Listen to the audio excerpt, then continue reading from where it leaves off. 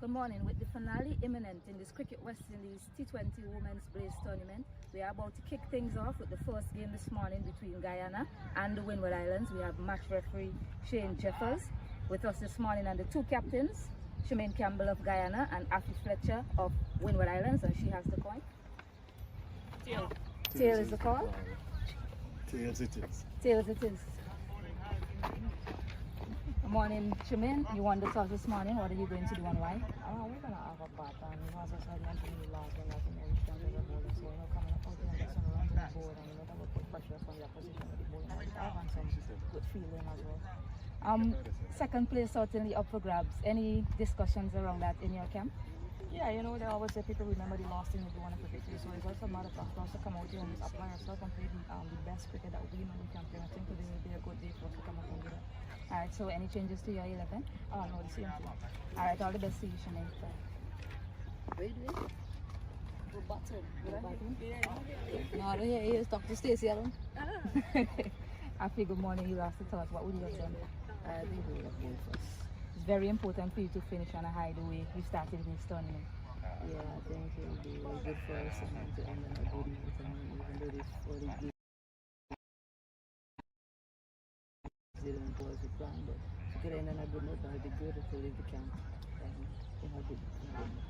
Any changes to your 11? Yeah, Zeta coming for Joseph. All right, all the best to you, Afi. Thanks.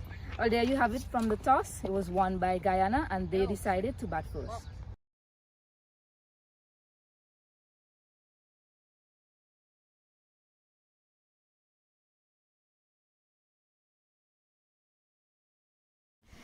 Good morning and welcome to Cricket West Indies T20 Blaze Women's Tournament. It's the final day here in St. Kitts.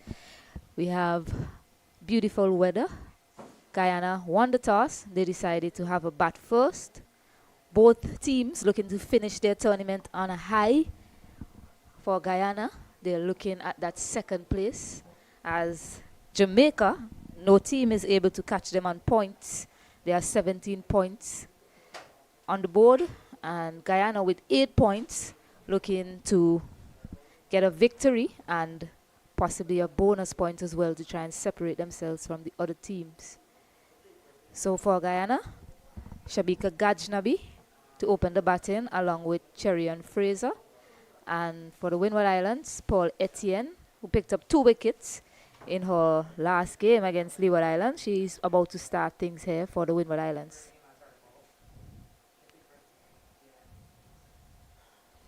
So the teams for today, no changes to Guyana's team. So Yonet Welcome is out, Barkoy and Retty Maya. For Windward Islands, you have Tracy Byron out, Selena Ross and Kiana Joseph, who has a slight groin injury, so she's opted to stay out of today's match. Good morning to you, Shakira Selman. Good morning, Stacey, and good morning, viewers. Final round of games here in Warner Park. A chance for either team to finish on the high. A chance for Guyana, perhaps, to finish second in the competition. Pro Etienne to start to Gajnabi. Driven nicely to one of the fielders on the boundary. Down to Longon. Second fielder on the boundary is deep third. And when you look at the table, all teams are still in it mathematically. Probability might be the other thing because, if Windwards secure 2 bonus points today and win the game, they'll get 10 points, but they'll need the other games to go in their favor. And so that's in it to come second. To come second, that's Jamaica it, yeah. have already won the competition. They've taken an unassailable lead. So Jamaica crowned champions of the CG United Super 50 Cup and also the West Indies Women's T20 Blaze. So congratulations to Jamaica. Of course, they still have one more game to play. They play Leeward at 2 p.m. this afternoon. They find it Cherian Fraser on strike. And beaten. Very good delivery by Pro Etienne. Seems to have gotten that one to angle in and then leave the left-handed batter very late and through to wicketkeeper Ernisha Fontaine. Yeah, Guyana's decided to stick with this opening combination. It didn't work for them in their last game, but they've decided to give Fraser another chance at the top. Yeah, Fraser only scored 4 runs in that last game against Barbados, and she was promoted up the order. She hit a boundary her first ball, actually. She helps this one. It's a chance for the fielder coming off the fine leg boundary. Cannot get in quickly enough. Fraser off the mark.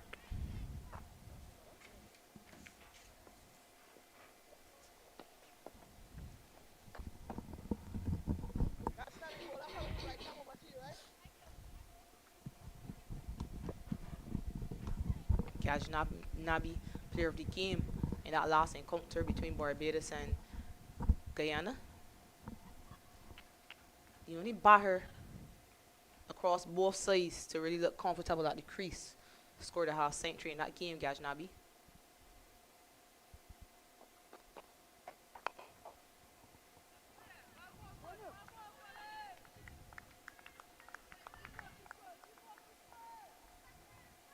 Very interesting field no for Gajnabi.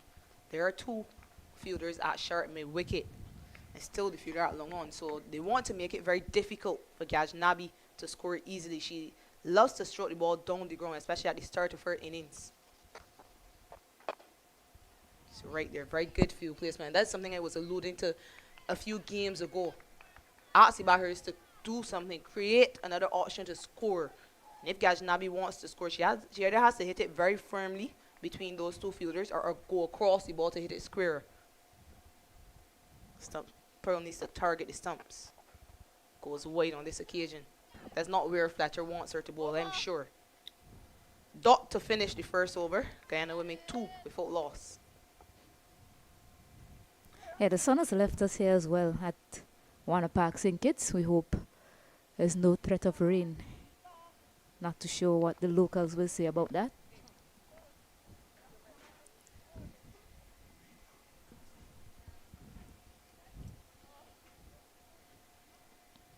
Yeah, the weather has been very good to us here in St. Kitts and Nevis. We had a slight delay last game. First game on that day, actually. There was a slight delay. It hasn't caused any issues. It hasn't resulted in any games being called off or being shortened. Will be Janelia Glasgow from the Lazard Road end. Deep third and deep fine leg on the boundary. And interesting enough, it's young Zeta James who is on the boundary at deep fine leg. This is probably because she's still carrying that injury, that hand injury. She's normally one of the fielders in the hot spots. No, Afi Fletcher is at backward point. Starts too straight, low appeal. Perhaps to the outside of the pad or nothing. Wide signaled by umpire Ayana Holder. It was a pretty confident appeal, especially from the bowler.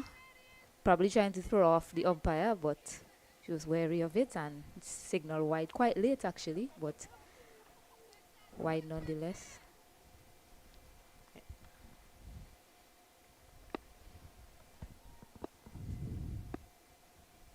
There's a very wide slip, very wide and deep. Loud appeal again. Not given by the umpire. Once more. That one seemed to have been missing leg as well.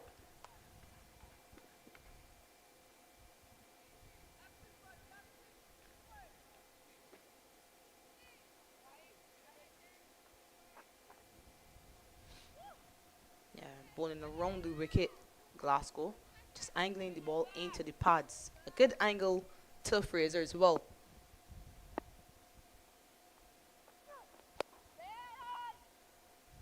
I got to see Glasgow starting the ball a bit fuller, this new ball. Usually she's a bit short to straight and sometimes she over pitches, but she's found her length early, causing a bit of trouble to Fraser. Changing the field now, the Namaya Marceline goes to square leg, coming out of that slip position. Just because of the angle of the delivery so far.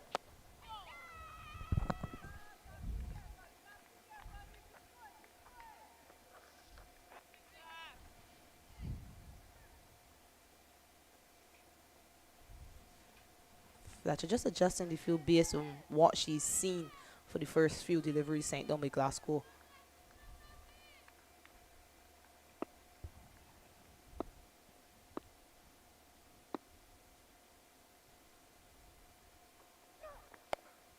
This one, Sky, the chance for the fielder to get under it from mid-on.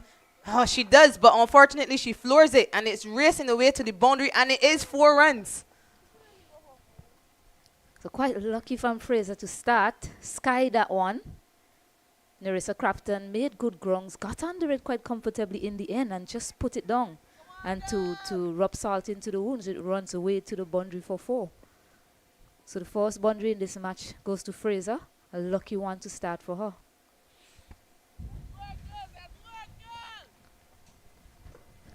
Windward Islands continue to put down chances in this competition, and it's cost them quite a lot. They've only won 1 game in the competition.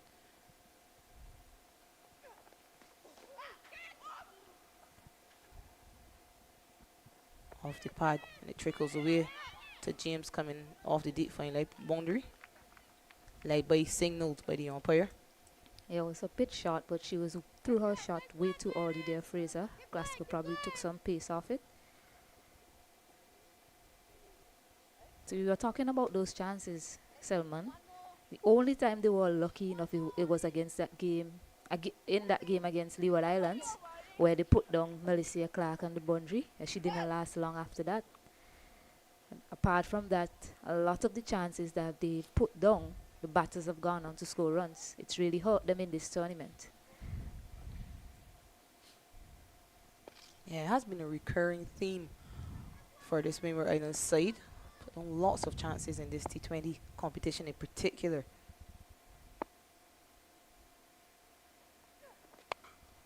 This one hit over the infield through the mid-wicket area and into the boundary. First boundary for Gajnabi. She moves to 5. Yeah, good option from her, looking to go over the infield and the onside because no one was there to finish the over off. Or they have one more delivery remaining in the over. Thought that was the end of the over, actually.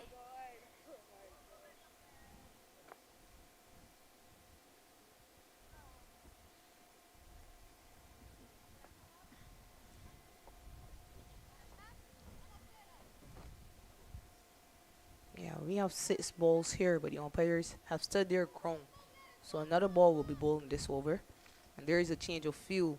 Fielder at mid-on goes back to the long-on boundary. The third comes into the circle.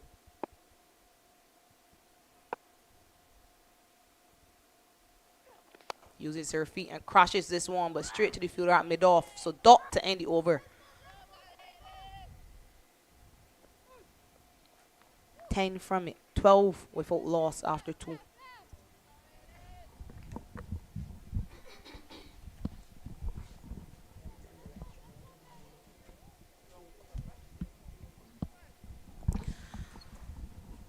So the points table as it stands at the end of round 4. Jamaica women with an unassailable lead, 17 points, 16 match points and 1 bonus point. So they've clearly won the competition. Trinidad and Tobago women, they play Barbados women tonight. They are on 9 points and in second. Leeward's women, 9 as well on third. Guyana women, 8 points. Windwards and Barbados, 4 points each. Of course, Leeward's women, they play Jamaica women next.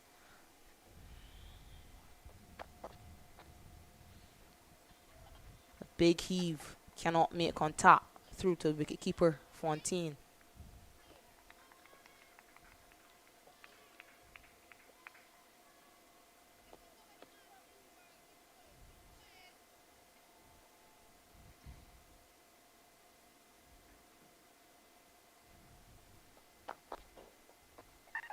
Another chance. This one flies over the slip fielder and down to the third.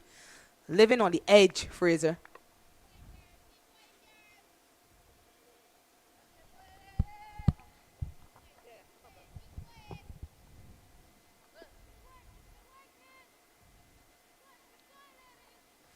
Seen her stroke deliveries through the offside a number of occasions, Fraser.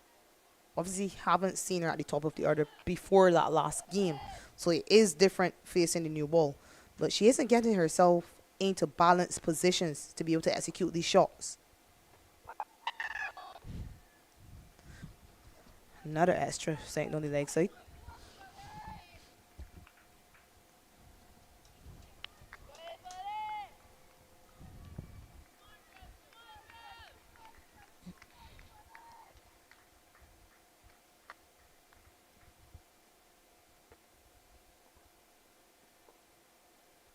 Uses her feet, Gajnabi.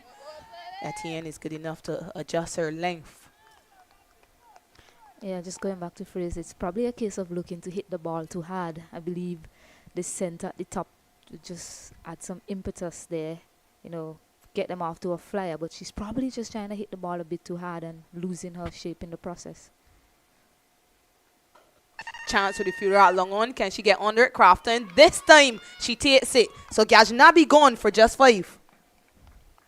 Yeah, good field placement from Afi Fletcher, knowing that Gajnabi is going to at some point in time use her feet and go down the ground. Nerissa Crafton this time holds it easily, and that's a big wicket in the context of this game. A lot of the games that Guyana have gone on to win, Gajnabi has been there and tried to see them to a formidable target. This time she goes in the power play, 14 for 1. Yeah, Gajnabi forced to go aerially because of the field placement by Fletcher. Remember, there were 2 fielders at sharp mid wicket, so she wanted to beat those fielders. Opting to go in the air could only pick out Nerissa Crafton, who on this occasion does well. Remember, Crafton put down a catch the over before. It was Fraser. This time she's held on to perhaps the more important and the more threatening of the 2 batters. We shall see, though.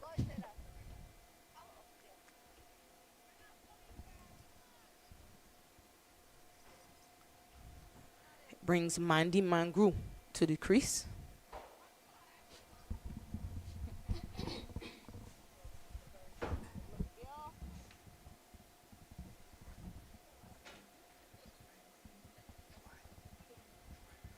Mandy Mangru has looked good, but hasn't gotten the results she would have wanted. She's gotten into very good positions, very strong positions. She stroked the ball nicely, but on many occasions, she's just picked out the fielder, especially the fielder at extra cover.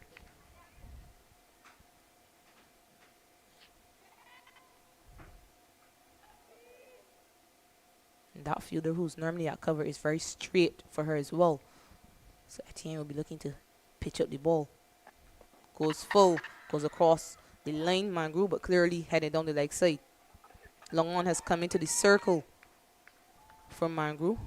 Fine leg has gone back to the boundary. I think this is good captaincy from Afi Fletcher, just not allowing Mangru to get off the mark, or at least just bringing that fielder in to tighten things up in this over. It's good captaincy from Afi Fletcher. Gets too straight on this occasion, and it's a help me ball which races into the boundary. Mangru off the mark with a 4. Yeah, just everything in line there. Paul Etienne, certainly not where the captain would want it to go, with a heavily packed offside field, and that's easy runs there for Mandy Mangru, who gets off the mark with a 4. So 18 runs in the third over, 1 wicket down. You think they'll be looking to push on some more in the power play, given the fact that they do have an outside chance of coming second, especially if they get a bonus point or 2. Don't think they have anything to lose at this point. Second place is what they should be aiming for, so they should be aiming to get at least 130. Question is, how do they go about doing that for the remaining 17 overs? Yeah, certainly. And to get that bonus point, they have to score at more than 6.5 runs and over, so they have to get at least up to 130. A reminder again, the only team that has gotten up to 130 batting first is that Leeward Islands side. Glasgow to continue. Starts too straight. It's tickled too fine for Zeta James to run around into the boundary. Yeah, an ill-directed delivery there from Glasgow. And that's easily done there by Fraser to get a second boundary. Just reminded that she was dropped on, was it 5 runs? Fraser. So they'll be hoping to see the back of it pretty soon.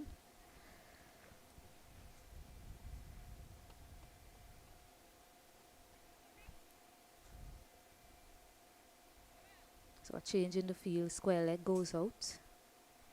And third comes in the circle.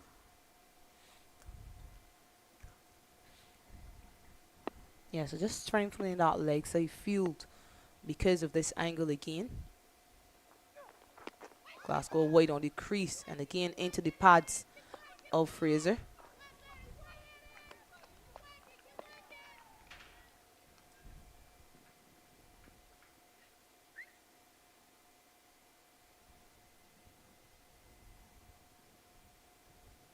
That fielder sent back on the boundary now should give Fraser a chance to just turn the ball into the onside and at least get a quick single. These two are also very good runners, so they could push for 2.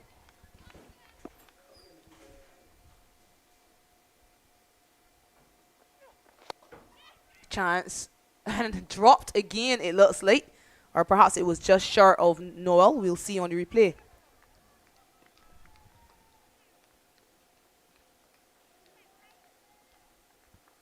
Yeah, second chance to Fraser off the same bowler, Glasgow. And you were talking about dropping and running and picking up the singles. It's something we've pointed out throughout the tournament, but the batters seem to have a different mindset. It's either... That's a pretty good shot there from Fraser. That will crash into the boundary for 4. So nice movement there from her to get that into the offside to pick up 4. Yeah, the first bit of room outside our stump allowed by Glasgow, and Fraser capitalizes immediately. Rub salt into the wounds as well. She was just dropped by Karina Noel at mid-off.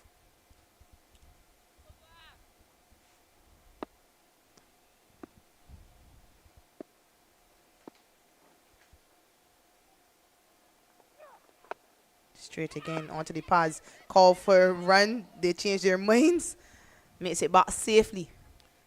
Yeah, but just going back to what we were talking about, that is a perfect example right there. That delivery could have been helped to the onside, and she could have easily picked up 2. But you saw her mindset. She wasn't even looking for a run.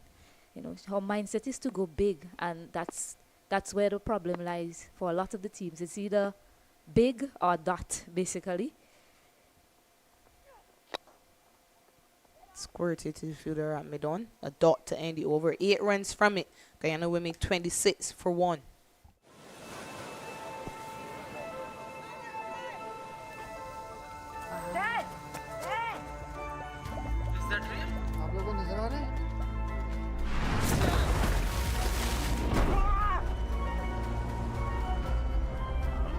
Well hit.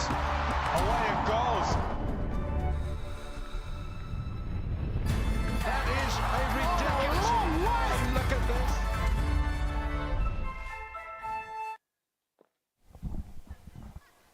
Pearl Etienne for a 3rd consecutive over. She's gone 1 for 8 from her 2. Etienne.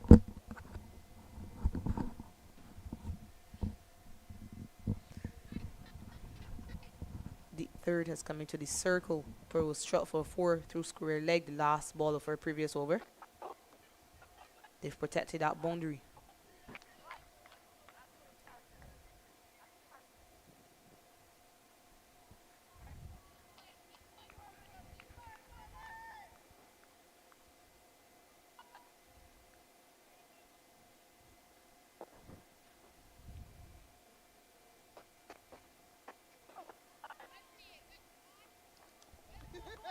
Yeah, 2 dots to start, and we talk about players, you know, walking the field, picking up the gaps, and I guess that's where planning becomes very important, because you must talk about or think about the way you're gonna get the runs. Yes, you want to pick up boundaries.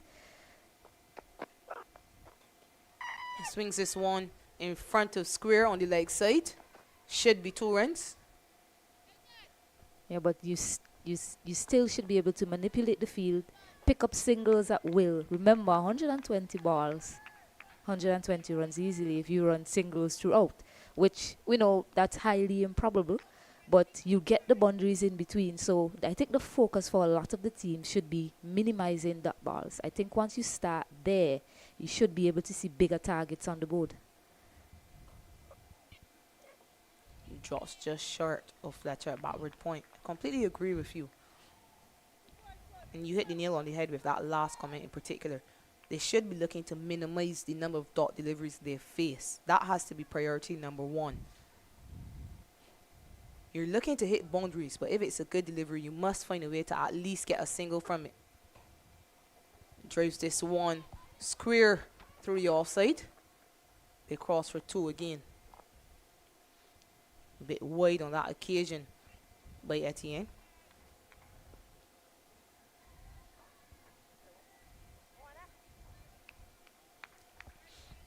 Problem is that most of the batters we've seen in this competition and most of the batters we see in Caribbean teams, whether it's female or male, they're looking for a boundary, but they're unable to adjust to find a single if it's not a bad delivery.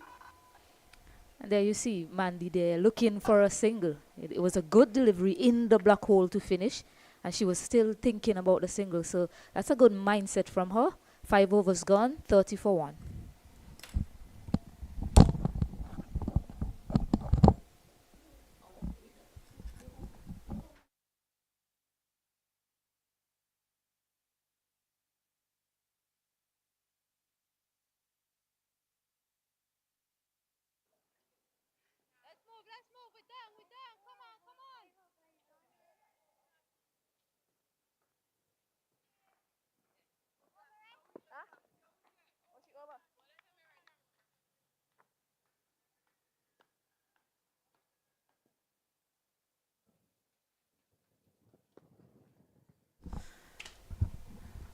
A change in bowling. Or, no, in fact, it's Glasgow to continue. She's changed her angle. So she's now bowling over the wicket to Fraser. Starts wide. This one's skied. Another opportunity. Pearl Etienne gets rid of the hat and she takes the catch. Finally, someone has held on. Good morning, Shakira. I don't know if it's fair to say, well, I may have brought good luck to the Windward Islands. And you're correct. Fraser, more going for the big hit. And we've seen a lot of dot balls being happening. Players not really playing with the softest hands as they could or they should. It reminds me of small days, playing cricket in the streets. You go big trying to hit, because those days it's hit and run, as we call it. You may call it tip and go. Sometimes it's tip and go 1, tip and go 2. But it's the second wicket going down for Guyana. And Fraser walks back to the pavilion looking quite dejected indeed. And the Windward Islands at this stage, their tails on their back. Yeah, and I'm not sure if it showed on your screen, but when that ball was skied, Pearl Etienne threw her hat off her head. She's wearing a broad ring hat. She didn't want anything in the way. She was able to hold on. Campbell walks to the crease, gets off the mark immediately.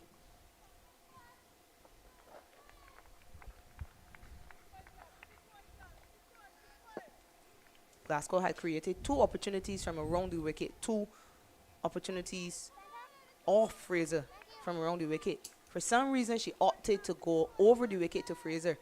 She still managed to create an opportunity. This time, it picks out a fielder who was capable of holding on.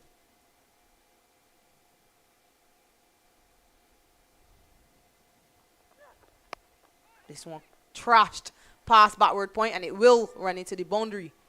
Elegant looking shot. She was never rushed. Was in complete control. A very good looking shot.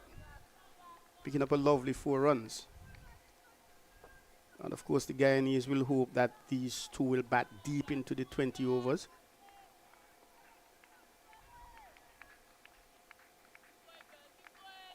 Yeah, we've seen that middle order wobble quite a bit. So Magruder and Campbell are key. And this is very good cricket. Exactly what Stacey Ann and I were talking about earlier. No, Campbell has walked to the crease. Is someone more alert to getting these singles? And Mangro seems to be a very live wire. Always looking for some sort of action, looking to to eke that single from somewhere.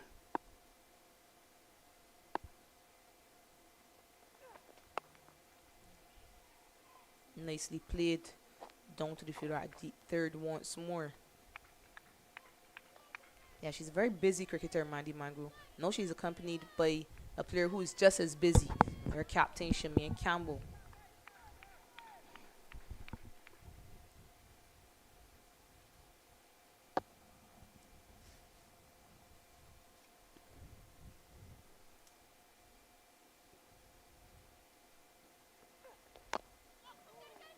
Off the inner half of the bat, they cross for a quick single. Excellent running again. Good communication by these two. A single to end the 6th over. Guyana women now 38 for 2 at the end of the power play. And that is what you'll expect to see. A very shortened version of the game, 20 overs. And the batters need to try and capitalize on every moment to try and get the single. Yes, the bad balls will come. The wides will very definitely be coming, but you have to try and find a way, as Stacey and yourself were saying earlier, to squeeze a single, and it's the end of the power play, as signaled by umpire aboard.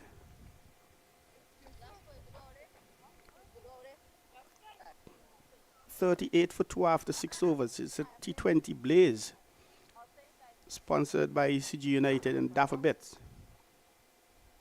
And congratulations definitely in order for Jamaica for not only winning the T20 Blaze but doing the double, displacing Barbados in both forms of the competition. And it's a change in bowling here at the media center end, see Paul Southwell media center end, as the sun has been hidden by a dark cloud drifting overhead.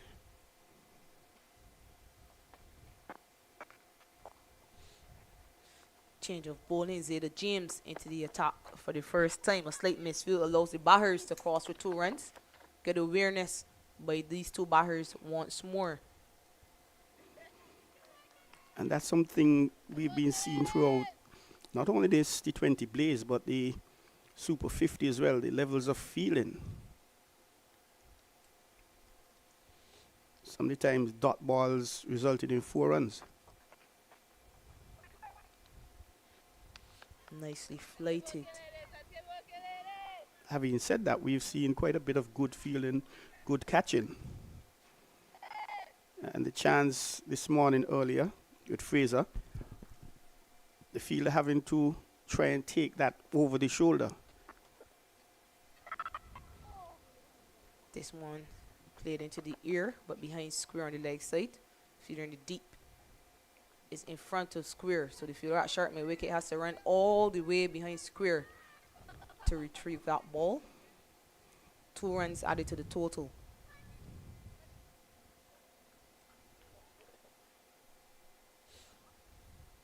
Yeah, we've seen glimpses of very good fielding, very good catching as well.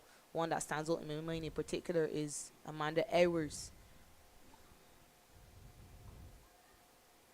But we haven't seen it consistently enough. I'm sure in the debriefing for the teams, many of them will be disappointed with the standard of fielding overall.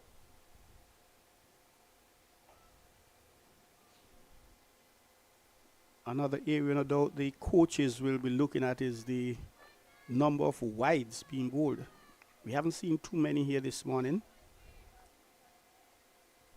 And the fielders, there's a tendency to appeal to perhaps, as Stacey Ann was saying this morning, to distract the umpires. And this is something even practiced in the men's version of the game.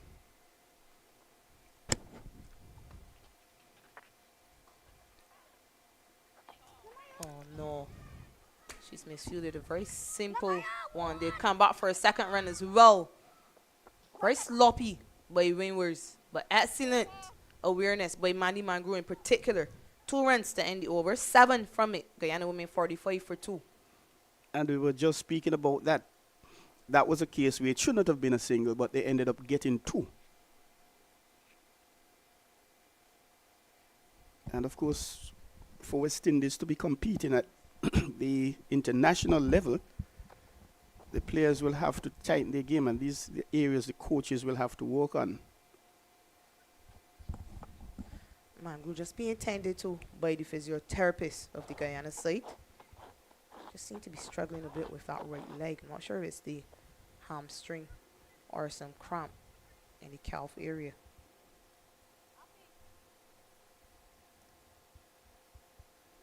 And for the past few weeks, both the 50 overs and the T20 Blaze, it's been a little warm here in St. Kitts. A little, you say. It's been very warm. Well, not compared to last year, I assure you. I had a discussion last week, and it is said February is the coldest month in the year, and it was extremely hot last year. This year, not as hot as last year, in my view. You have to ask the players that. Well, of course, we are seated in a nice air-conditioned room. But sometimes you're out there, and there seems to be just a very gentle breeze blowing westward as usual.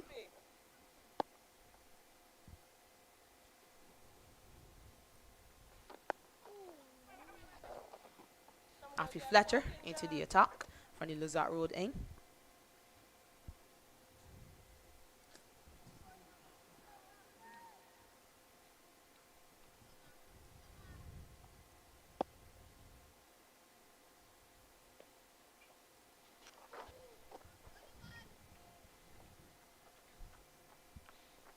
Mango is sweeping, getting a single.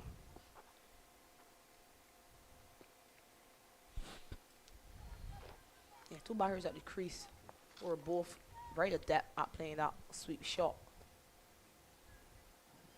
Deep backward square, deep mid wicket, and the fielder at cover has just been sent to the boundary with Campbell coming on straight.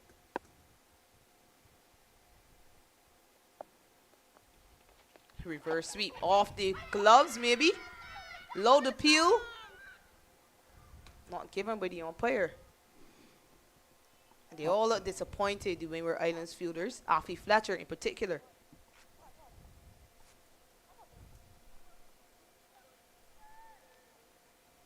Very good call indeed by the umpire. Coming off the arm, and of course anyone would have asked the question. Trying that reverse sweep. Was Campbell not connecting in any way? And it's never easy for the umpires.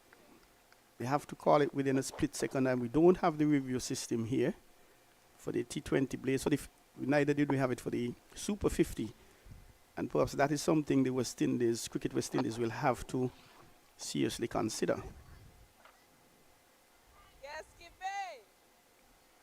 An excellent call by umpire Holder out of Barbados. Maidon goes back to the boundary for the final delivery.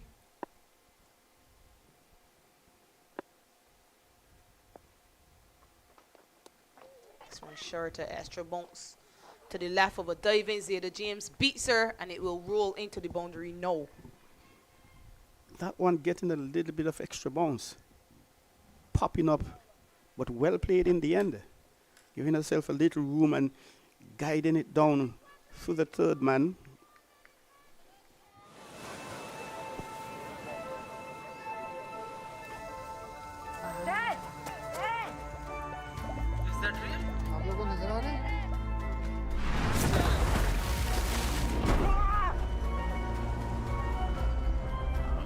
Well hit. Away it goes. That is a ridiculous. Look at this.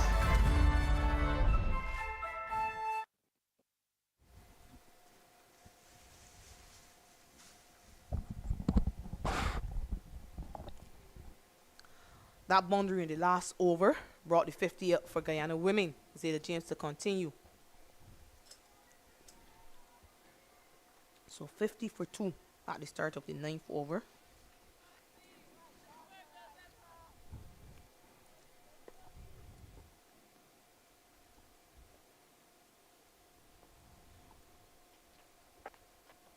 Again.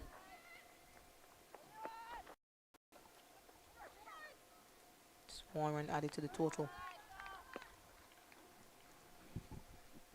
The sun is now fighting its way through. Still a few thick clouds above. But we've been blessed overall by the sunshine, lovely sunshine here. Not only at Warner Park, but especially with the Super 50 at the other 2 grounds. One of the matches would have been affected in the Super 50.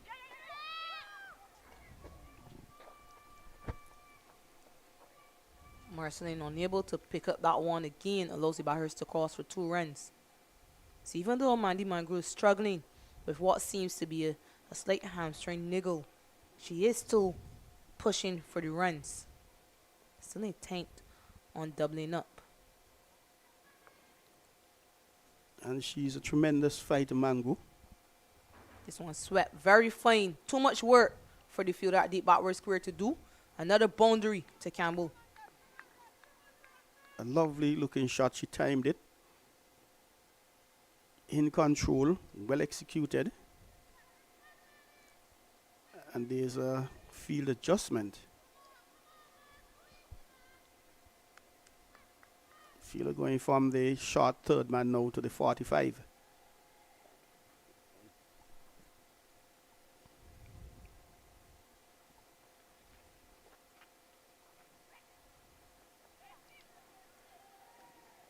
Nice diving stop by the fielder at point.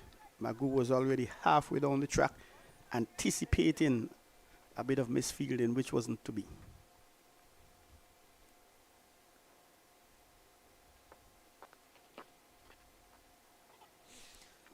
A dot to end the 9th over. Guyana women 57 for 2. And similarly to the Super 50 overs, Jamaica would have won that with 1 match to spare. And we saw them lose in that final game. And now they've won the T20 Blaze with 1 match to spare as well. An unassailable 17 points. Trinidad and Tobago, they are second with 9 points. Leeward Islands finding themselves in virgin territory here. 1 match to go. They are third with 9 points as well.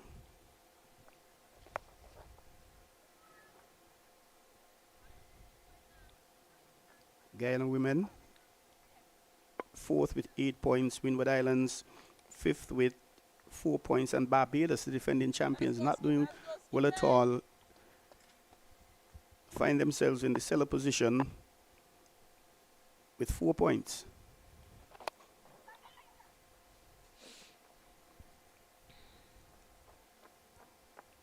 Barbados being struck heavily by the loss of their captain, Haley Matthews, and one Shakira Selman. Matthews would have been playing in the female IPL, and Selman would have hung up the boots.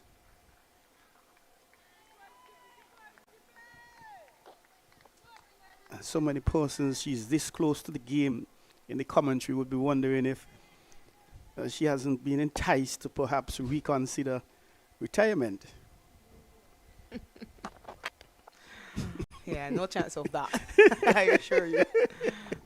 But I did get my chance to run onto the field a few games ago, assisted the Barbados team with their hydration. I don't miss the sun at all.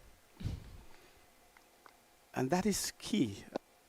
I think there has been some improvement in concern about hydration by the players themselves.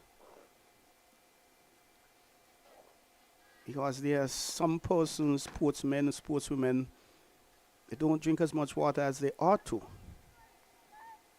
And some people might tell you they just don't like drinking water, but it's a necessity. Yeah, but I'm just retired from the international game, so you never know. You may see me playing.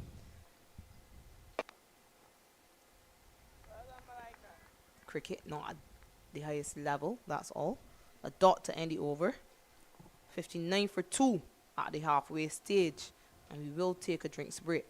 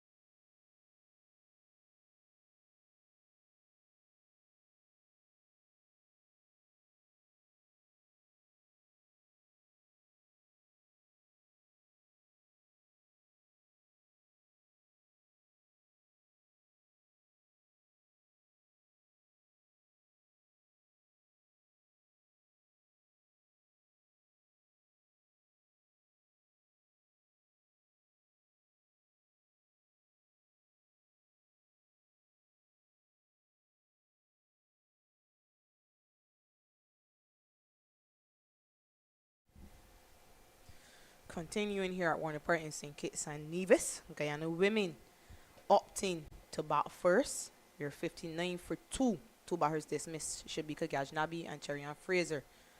Karina Noel into the attack for the first time, replacing Zayda James at this media center end. Campbell and Mangru, the 2 batters at the crease.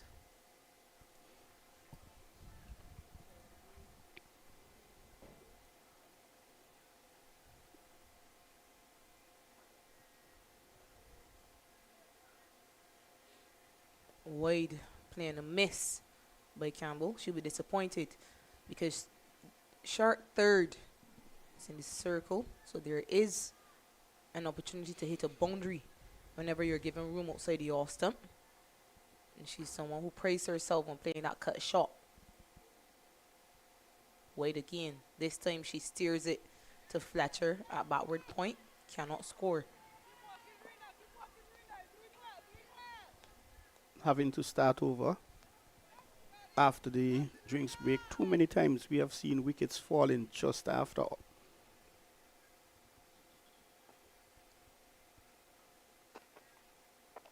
Short. This time it's pulled in front of square, crashes into the boundary. Rolling the wrist, keeping that one down. Well executed indeed. Always was in control of the shot.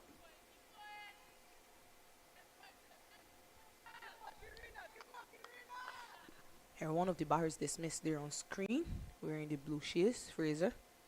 Next one dismissed, Shabika Gajnabi. Goes Fuller on this occasion. Quick single, fielding the circle at short mid wicket, cannot stop it.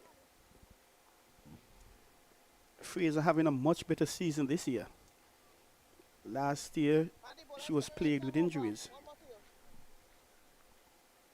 She would have come in for just the last few matches in the T20s, if I'm not mistaken.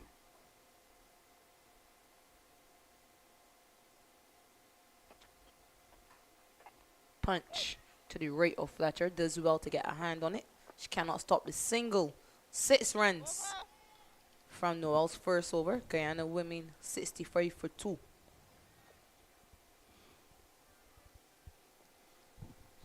Yeah, Fletcher actually, Fraser, forgive me, actually started that tournament injured.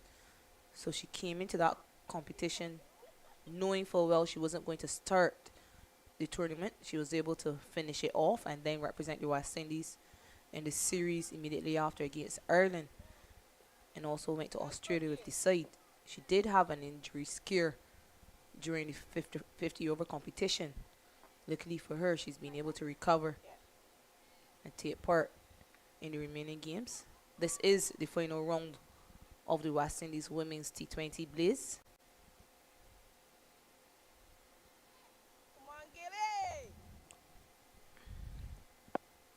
Amaya Gilbert, for the first time today, deep backwards career, deep mid wicket, long on and deep cover are all on the boundary.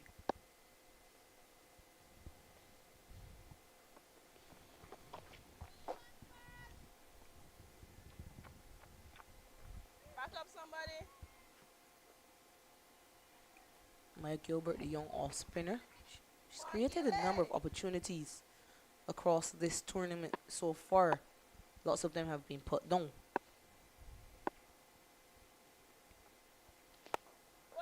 That's you, man. That's it. She is quite slow through the air, and she's lured batters into playing false strokes.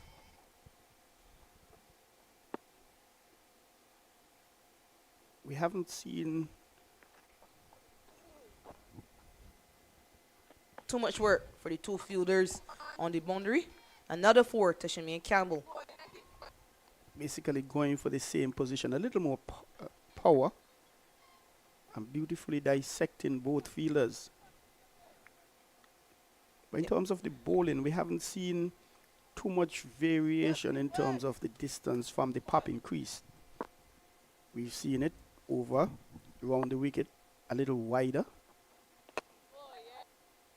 The bowlers I haven't seen any, I don't know if it would have happened, where the bowlers would probably bowl a foot or 2 back from the popping crease, keeping the ball in the air just that half a second longer. Short again, this time wider. Campbell cannot score. Because Gilbert bowls so slowly, she has to be very precise with her lengths. Batters have enough time to adjust, but every time she's just a bit short.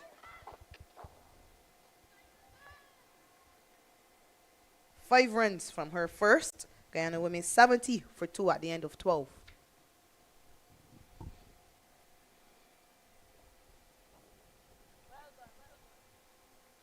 And good control by the Windward Islands bowlers.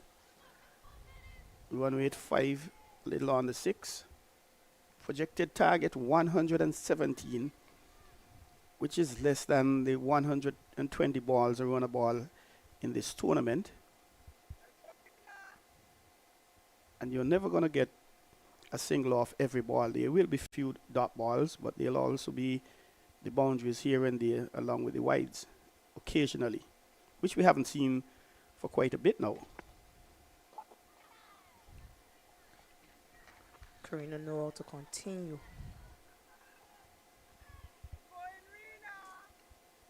There are a few things I believe this tournament will be remembered for, two of which would be the number of bowlers used by the teams. We've seen 6, 7, 8 in some cases. Slashes off the edge and into the vacant the third boundary. Mangrove moves to 28. Another will be the number of teenage, just over 20-year-old playing in the tournament. Cricket West Indies mandating that 2 under 21 players must be used.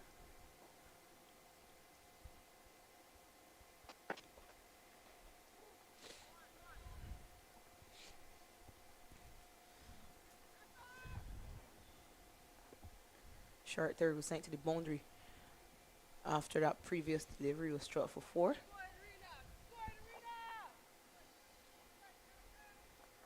Long on came into the circle for Mangrove. This time with Campbell on straight, deep third comes back into the circle. Mid on goes back to long on. Way too straight. Another extra added to the total.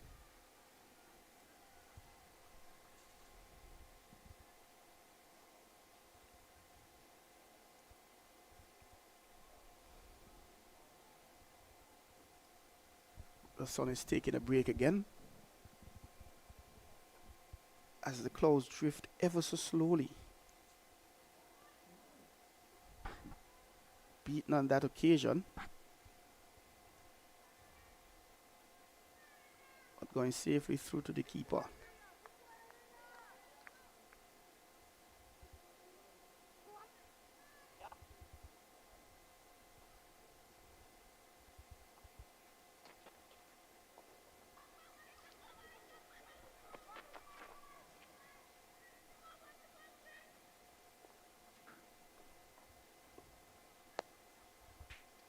The Guyanese continue to inch themselves on.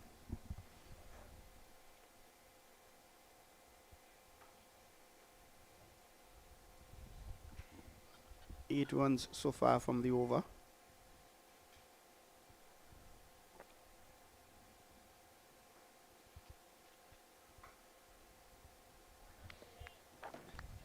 Dr. Aim, Guyana women 78 for 2 at the end of 13.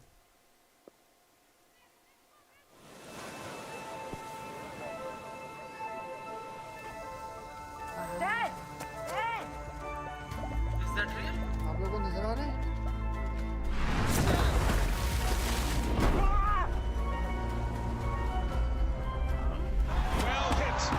Away it goes. That is a ridiculous. And look at this.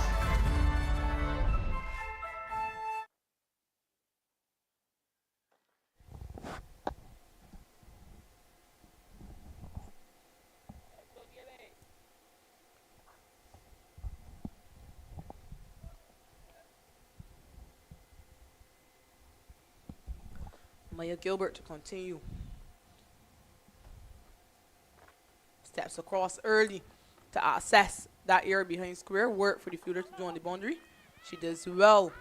Marceling keeps it down to 1. Good bit of innovation by Mangru. Still seems to be struggling with that niggle.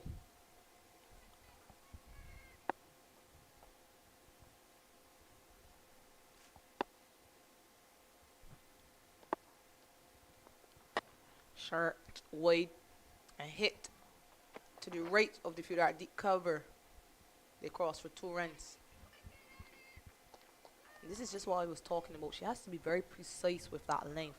The batters have so much time to adjust and get onto the back foot. That double bringing up the 50 partnership, 51 from just 49 deliveries. So pretty healthy strike rate as well.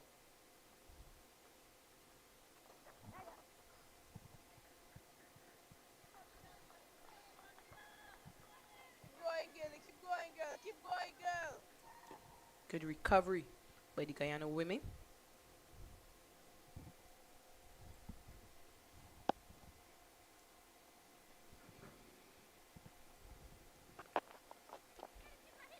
Oh, nice sneaky single there. Mango just turning it gently off the hips. Again, she's on her knees, Mangru.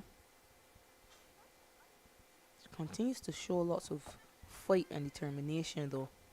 She's 31 from 32 deliveries. Well flighted.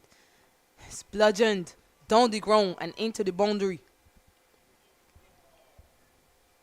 Nice effort to stop the ball, to feel the ball there, diving fully outstretched. But the ball just invading the hands, and there was never a hope of the fielder from long on getting around.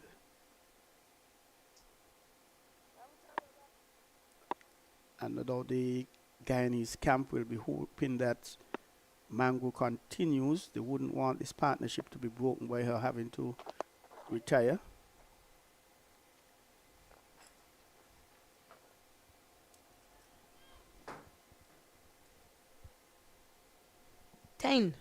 From the 14th over, Guyana women 88 for 2.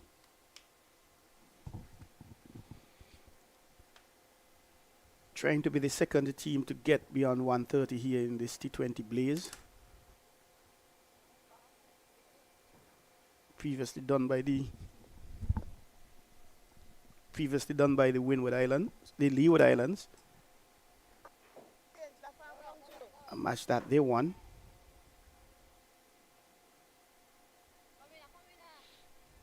Zara Claxton, the local girl out of Sandy Point. And that has basically been the discussion in Sandy Point, her hat-trick. Pulling a victory from the jaws of defeat. And that hat-trick actually came in the encounter between Leeward Islands women and Guyana women.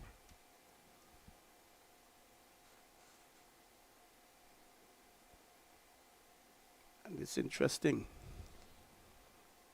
Zeta James to continue. She replaces Karina Noel. In for 3rd over James.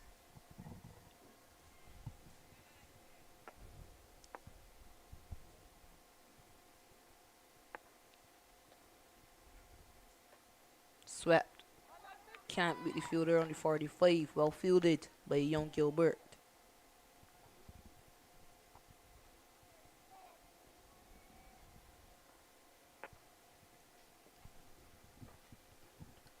Uses her feet this time, loses her shape, manages to get back on it and squirt it out to the fielder at deep square. Run rate crawling above 6, now 6.14.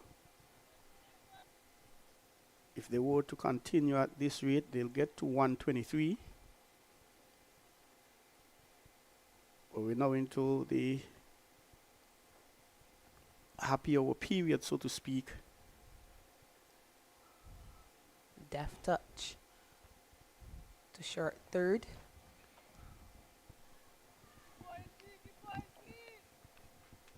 perhaps James may have been thinking that a little greater effort from the keeper, just evading her.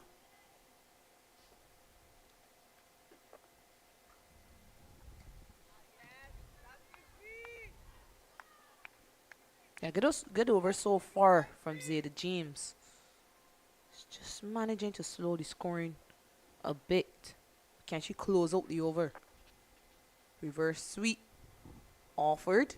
She misses. A dot to end. So just 2 runs from that 15th over.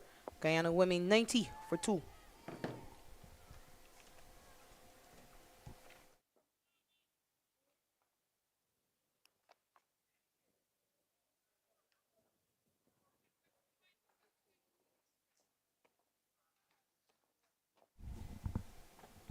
A good recovery by the Guyana side. These two joined each other when the score was on 30. Fraser was dismissed for 14 at that point. Ball by Glasgow caught by Etienne. Say welcome to Stacey Ann Adams once more.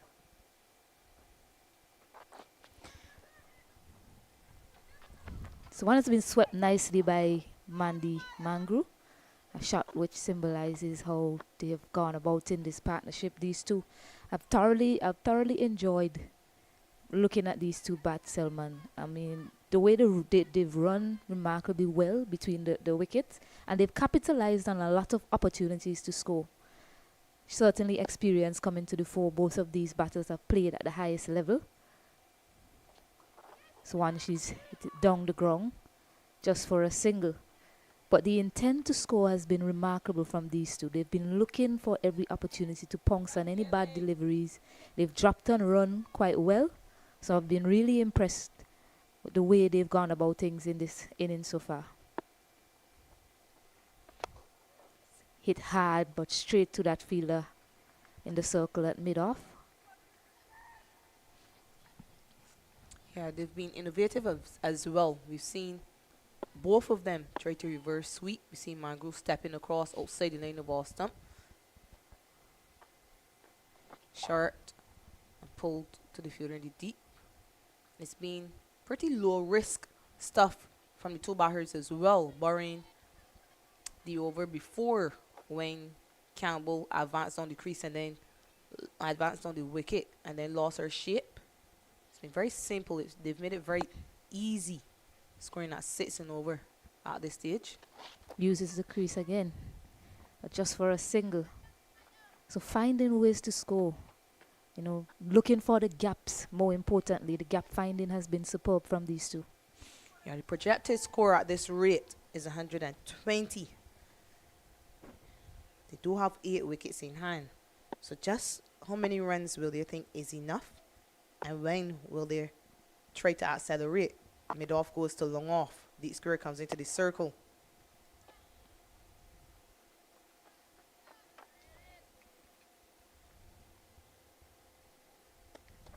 So a single to finish. 6 runs coming off it. Guyana 96 for 2.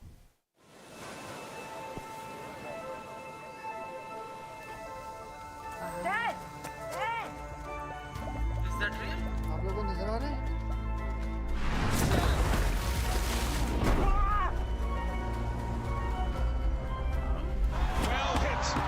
Away it goes. That is a ridiculous. And look at this.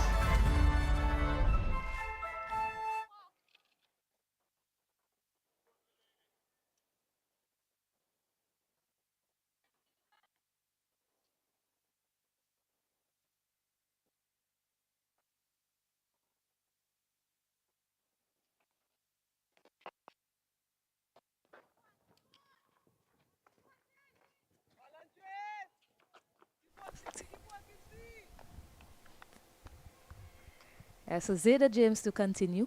One of the other things to note as well with the partnership, I mean, if Guyana is to be honest with themselves, they really haven't gotten anything from the middle or lower order with the bat. Dot ball there. So the mindset shown by these two to come out and not get stuck, and we've seen a lot of teams, especially after losing 2 wickets early in the power play, they really get stuck or stalled at the crease. Innovation, but just for a single. So that's something to note as well from these two battles, knowing that in the tournament so far, they really haven't gotten anything from the middle or lower order. And to come out and play the way they have done so far is really exceptional stuff from these two battles. Tries to go big down the ground. It'll just pass Noel. Will it have the legs to get to the boundary? Oh, eventually it crashes into the boundary for 4. So 4 more runs there, and that brings up the 100 as well for Guyana. Yeah, she's normally known for her footwork, Karina Noel. She is a national footballer for Guyana, but this is a much smaller ball, and she ends up missing it. Perhaps would have been advised to just bend down and pick up the ball, but it's a crucial boundary for the Guyana side. Shameen Campbell moves to 42. 102 for 2 now, Guyana.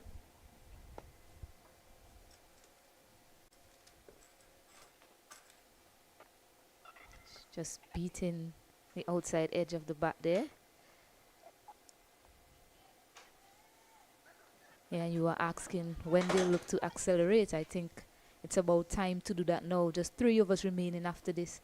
And if they are to get to 130 at least, they'll certainly be looking to accelerate and hit some big shots from here on out. Use of the feet again. She smashes it this time down the ground. And without any question, that is definitely another boundary.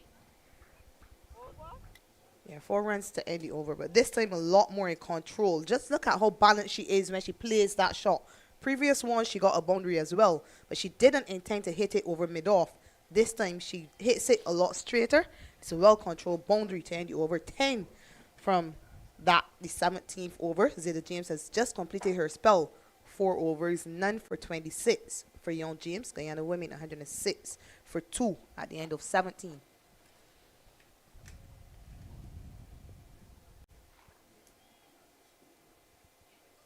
So Fletcher into the attack now. She's bowled 2 overs for 7 runs so far, no wickets.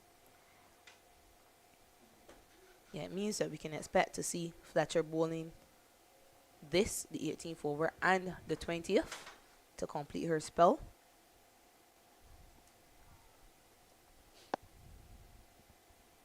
Etienne perhaps may come from this media center end. Pulls away from it, but she's able to get enough bat on it to get a single. Mangru gets Campbell on straight. Campbell 46, Mangru 38.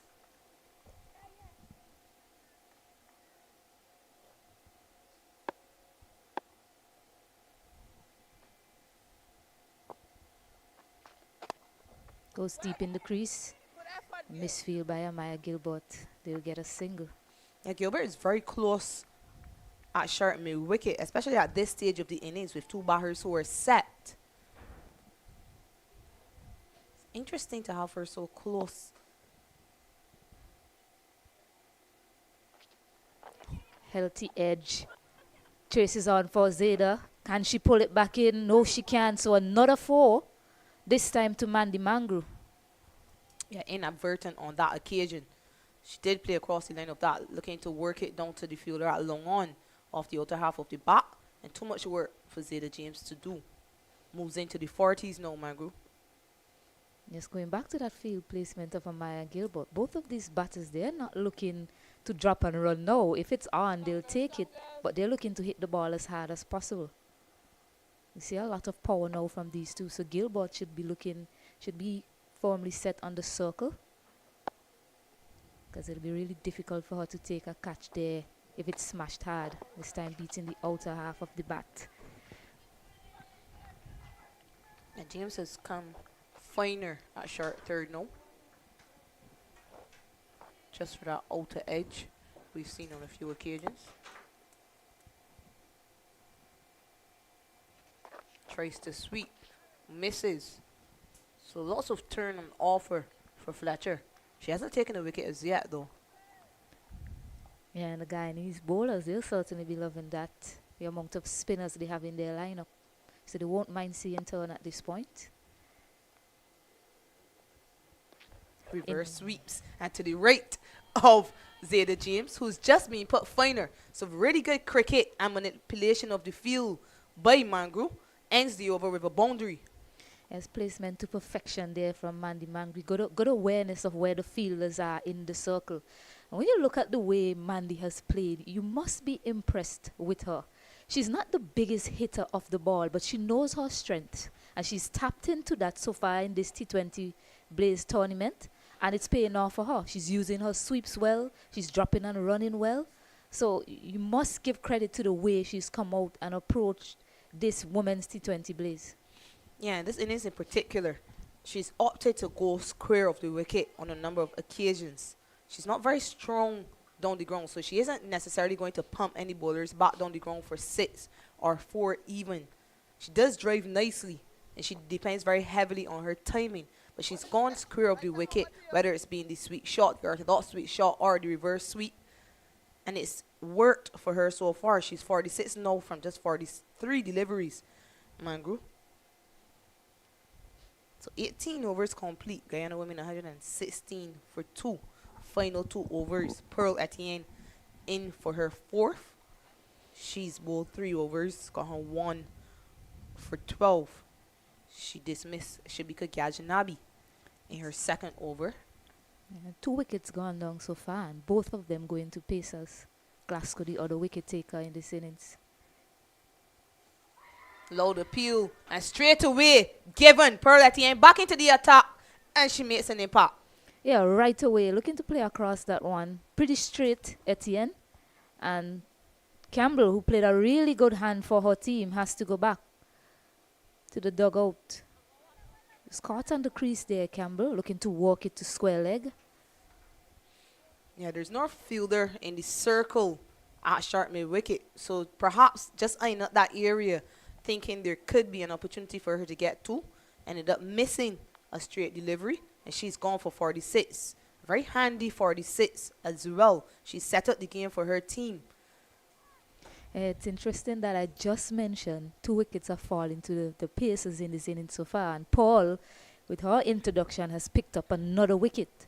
So it's really interesting, given the way spin has been dominant in this tournament so far. It's good to see that the Pacers are standing up. I know that'll bring a smile to your face, Shakira. Yeah, of course, I'm smiling.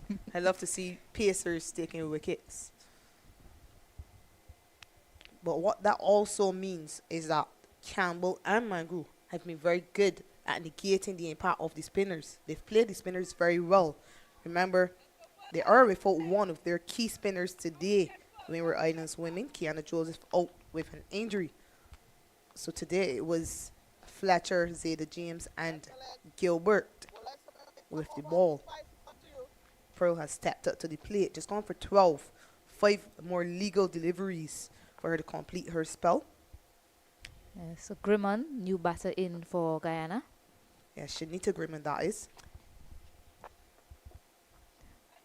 Going to bowl a similar delivery, will scramble for a single, but just starting it a bit too straight, Paul, on that occasion. And it's a leg by. So Mandy Mangru back on strike. Yeah, again, good awareness by Mangru. A fumble by the wicketkeeper, Fontaine, allowing her to cross for a single. Gets herself on strike.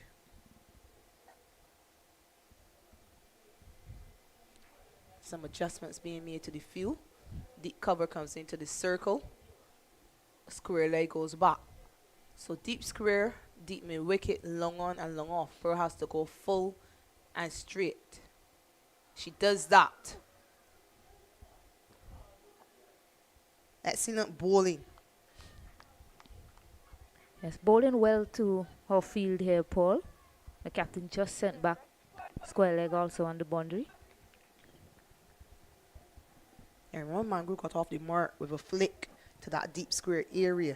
So she's protecting that boundary now. Can't get too straight though. Allow the peel off the inside portion of the bat and onto the pad. Another dot delivery. This is really experienced stuff from Paul. Just bowling straight. Pretty simple bowling, and it's been success. It's been her success so far in this innings. Just looking to keep it straight, not looking to try anything, and the result, just a leg by so far and a very important wicket. 2 straight on this occasion, and through wicketkeeper Fontaine. It will allow them to cross for 2 additional runs. Sloppy from Fontaine once more. I mean, how often have you've seen this? I mean, commentator just talking about something great that the bowler is doing, and then commentator scores. Yeah, she will be disappointed with that delivery. But you can take a leg side wide. If the field set, she has to bowl straight. So she's still trying to stick to her plans. Gets too wide on this occasion, which she could not afford to do. Slashed into the deep. They cross for another 2 runs. It's probably overcompensating, and that delivery was a bit too wide on the leg side. Just trying to get it straighter. Too wide now on the offside pole. We just need to find that line that she did to Campbell for the first delivery. Yeah, Mangru moves up to 48.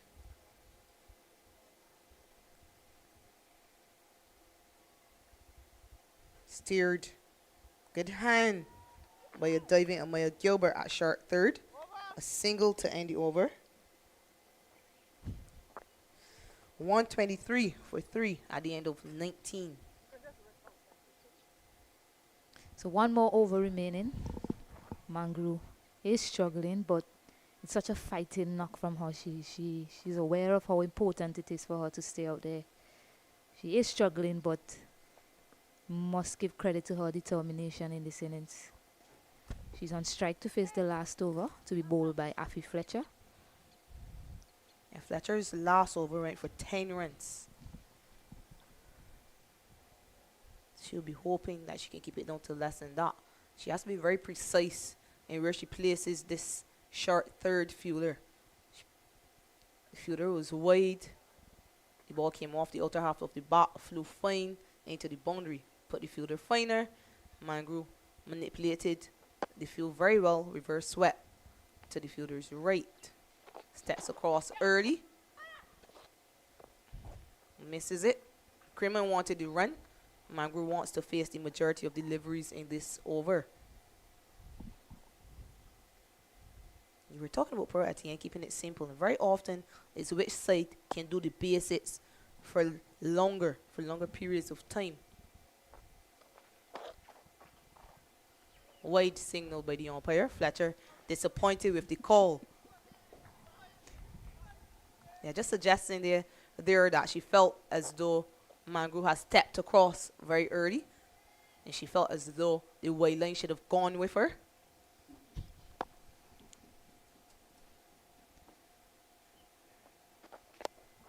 Goes big this time down the ground.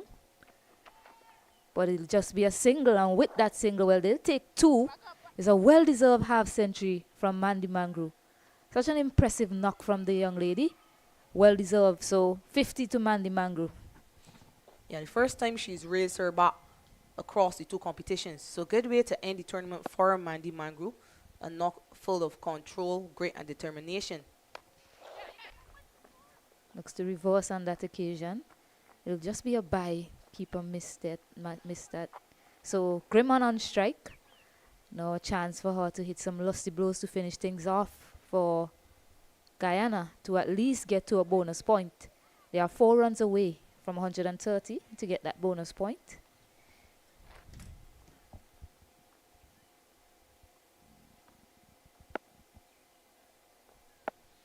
Yeah, if she isn't able to hit a boundary, she at least has to get Mangru bat on straight. Plays and misses. Lots of turn on off or outside the off stump. Mangru just running down to her, perhaps telling her, get me on strike for the final delivery. At the very least, get me on strike. Or she could be telling her something else. There's 2 more deliveries remaining in this over. It's imperative that she gets bat and ball. Doesn't on that occasion, and she's bowled. So Fletcher picks up a handy wicket at the back end. And Shinita Grimmon has to walk back. Yeah, she got a bat on ball, but not the portion of the bat that she would have wanted. Got the bottom edge of the bat and crashed into the stumps. So Grimman going without scoring. 127 for 4 no. Final delivery coming up, and it will be Liliana Grimman who will be on straight and not Mandy Mangru. Well, there's only one thing for young Liliana Grimman to do here, and it's to get a boundary.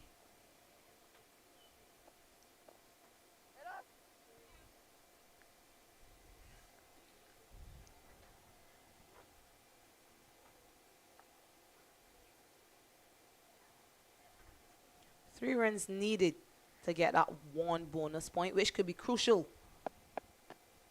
Could determine where Guyana finishes if they want to win this game. Uses her feet. She gets back on it to the left of the deep cover fielder. They cross for 2 runs. Can they get a third? They can, and they've gotten the bonus point. So very sloppy by the Windward Islands side, and they'll get 4 in fact.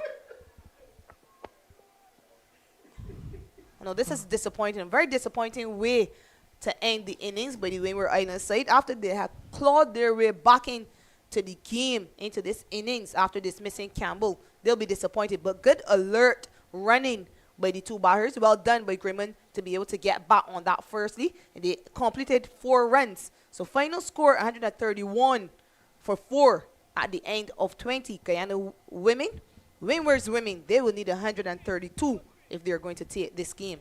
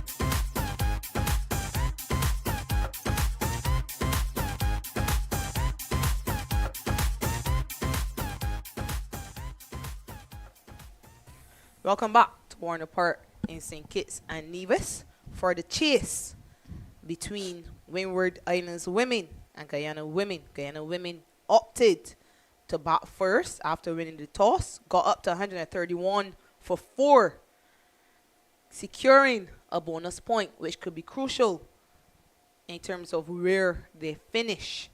If they go on to win this game, they can finish in second should the other 2 games go in their favor. Windward's women, they require then 132 for victory. It will be Cherian Fraser with the new ball. Did not feature with the ball in the last game, which the Guyanese won against Barbados women. So interesting, they've gone to her.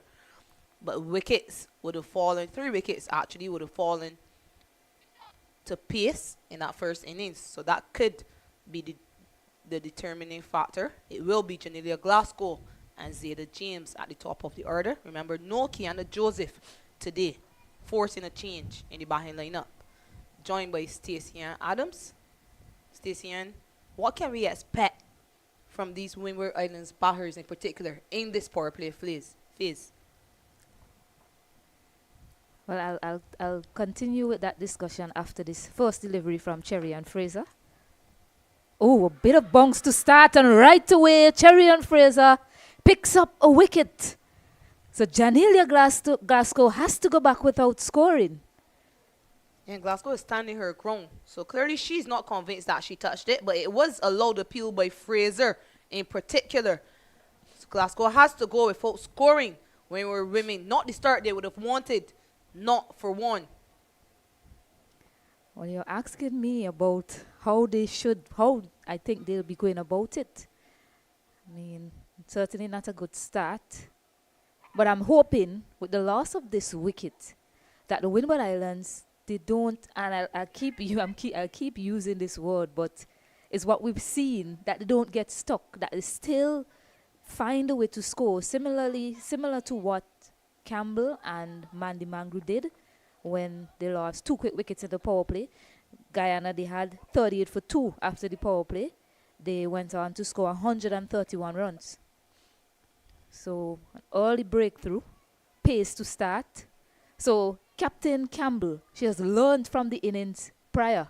She's seen the way pace has been effective when they execute well, and her trump bowler in Cherry and Fraser picks up the big wicket, early breakthrough. Yeah, good start by Fraser. Whether or not Glasgow did touch the ball is yet to be determined. Well, the umpire has determined she touched the ball, but good start. Fletcher to the crease now. Sure, she's getting some bounce, Fraser. Afi Fletcher looking to pull that one a bit too early into the shot. Rush for some pace there. Afi Fletcher. So those 2 deliveries. A lot of bonks on offer from this end. Didn't see that much when Paul was bowling from this end, or when the bowlers operated from this end rather. So once she pulls it, but straight to Ashmini Munisa. But Fraser shouldn't get carried away with the bonks. Afi Fletcher is prolific on the short bowling. She really loves to pull, and she cuts well also. Yeah, showing clear intent to pull that ball into the mid-wicket boundary, Fletcher. It's gone further on this occasion off the outer half of the bat. Falls short of the fielder at cover. So she's adjusted her length quite well there, Fraser. It's really good thinking from Fraser, following up that short pitch delivery with a fuller length. Yeah, she will get the ball to bounce. She is quite tall. She delivers the ball from quite high as well. So she will get it to bounce regardless. Wide signal by the umpire. So first runs in this innings.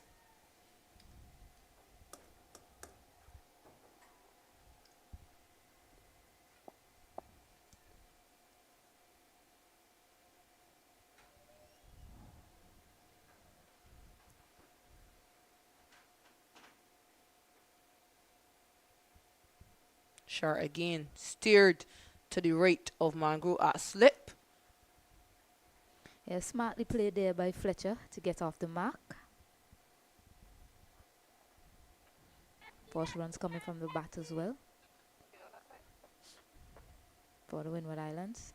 So one more delivery in this over remaining from Fraser. Zeta James, new opening batter today for the Windward Islands on strike.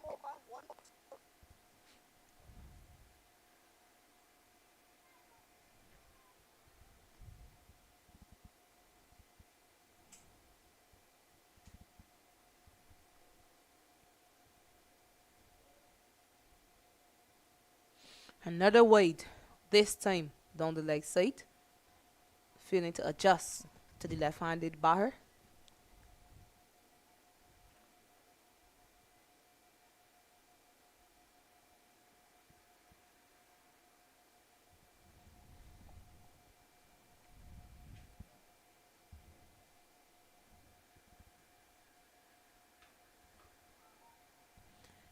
End of the first. 3 runs and a wicket from it.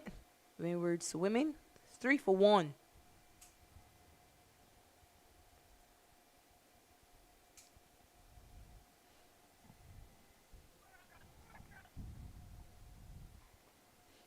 Yes, 132 runs to get for the Windward Islands at the start of this innings. Run rate required is well in control for them. It's just important that they don't let that run rate get too out of control, especially early. What they should be looking to do is decrease dot balls as much as possible throughout this innings, especially in the power play. Plafiana Millington, new bowler. And she has been quite a fine, well, I can't say a fine, but she has been quite reliable. Goes down the ground right away, Fletcher. And Grimman gets under it.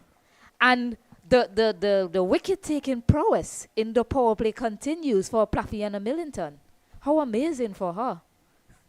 Yeah, almost every game she's taken a wicket in the first over, Plafiana Millington. So she's doing the job for the Guyana women.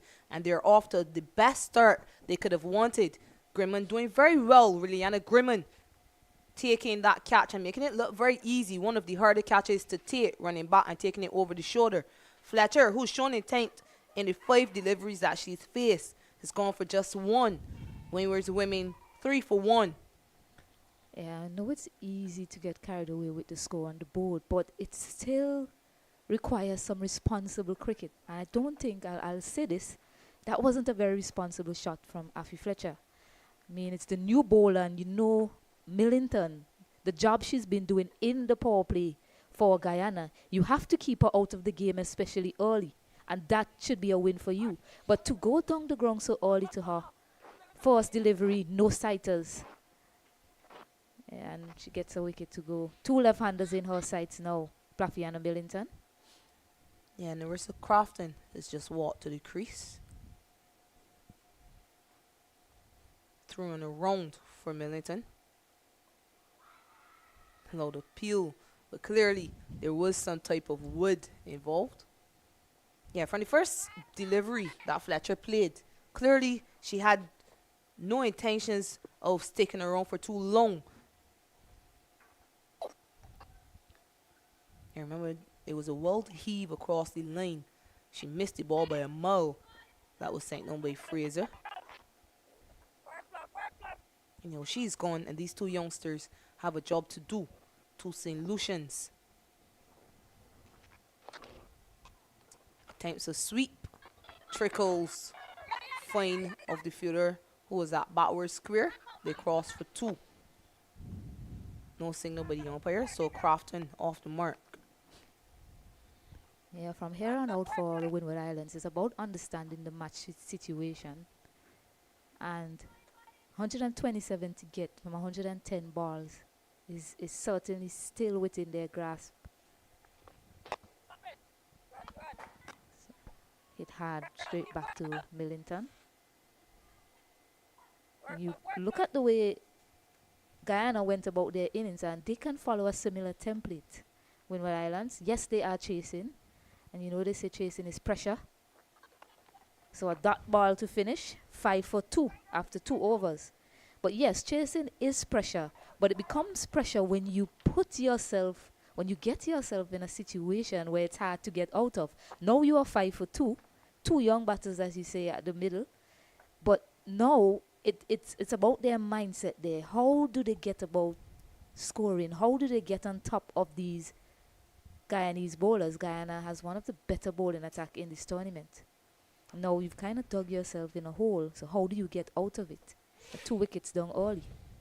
Yeah, I keep hearing people say scoreboard pressure and chasing is pressure. But I don't quite understand why it would be pressure if it's not a very big total. Now, many teams haven't crossed 130 runs, but it should be par in a T20 game. And we haven't seen a lot of teams get past 130 in this tournament. This is, in fact, the second team to get to 130, batting first in the tournament. And as I said, it all comes back to mindset and the way you plan heading out into the middle. You have to plan how to get these runs. You saw the way Mangru and Campbell went about it. So as I said, that is a template that they should have been looking to replicate in getting these runs. This one driven between the fielder at mid-on and short mid-wicket. Liliana Grimmer does well, but they cross for 2 runs. And Zeta gets off the mark as well with that shot.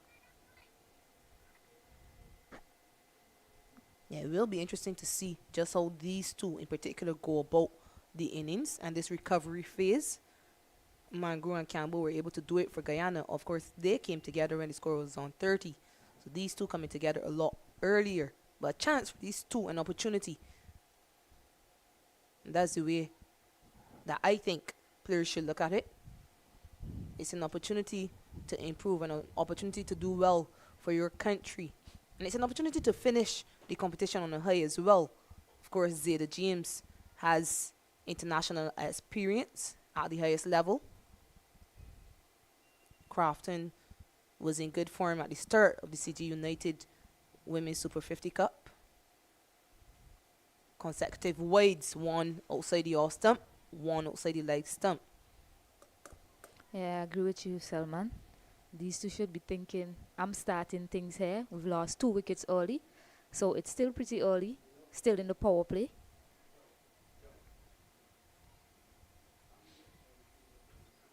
Can't look at what has gone. They have to look at what's in front of them now, these two, and try and build a healthy partnership for the other batters to come, if they are required.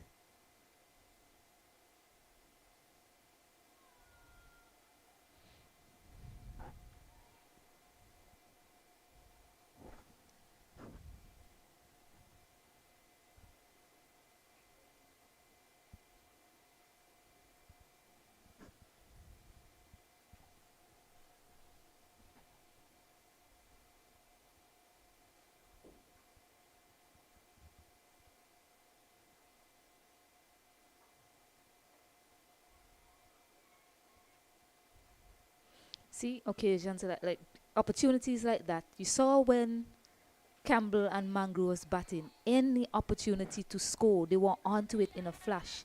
On this occasion, both batters, especially the non-strikers, it appears as if she wasn't quite looking or ready for the opportunity to get a single there. And Miss Field didn't capitalize on it.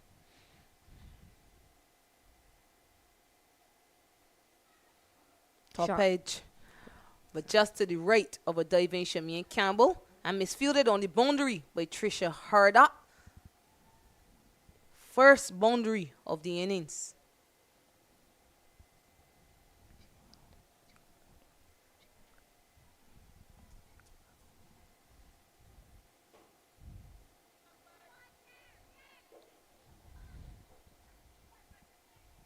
Yeah, diving effort from Campbell. Looks to appear that if she got a glove to it, but would have been a difficult chance for her. Shot again onto the hip of James. Works it away down to the fielder at deep fine leg. A single to end the 3rd over. Windward's women 14 for 2 at the end of 3.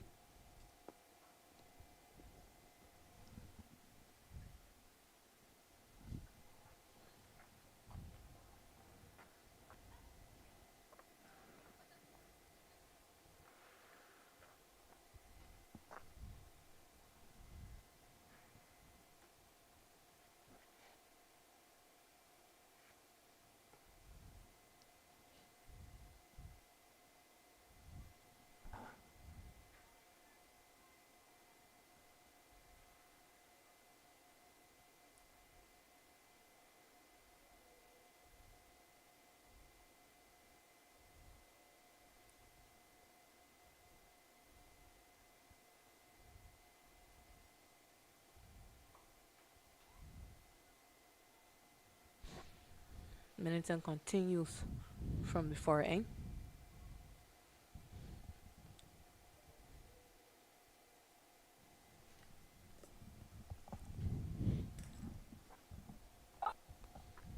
Yeah, just one fielder out of the circle. Fielder at deep mid wicket. Everyone else in the inner ring. So looking to apply pressure early, Shemaine Campbell, sorry. Top edge that goes just over slip. Don't think it will get to the boundary. Mangru pulls it back and they hustle back for 2. Yeah, how often do you hear top edge when a spinner is bowling? But James not getting her hands high enough to be able to pull down on top of that ball. Flew over wicketkeeper Campbell. Mangru give chase from slip.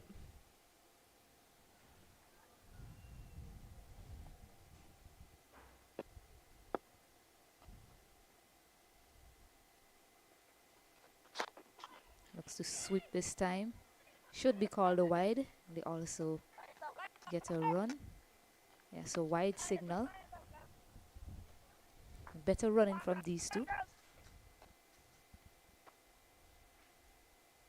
Yeah, good early call from Crofton, who was at the nurse striker's end.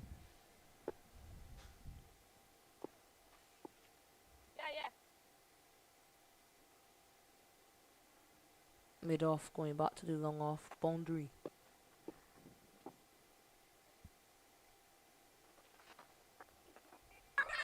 A chance for a run out. She makes it back safely, Crofton.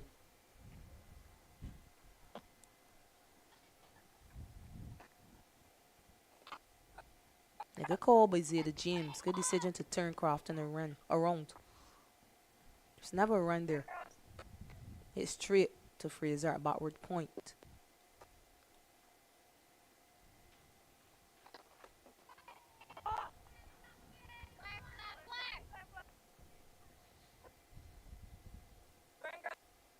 Softer hands is certainly an option right there in the circle.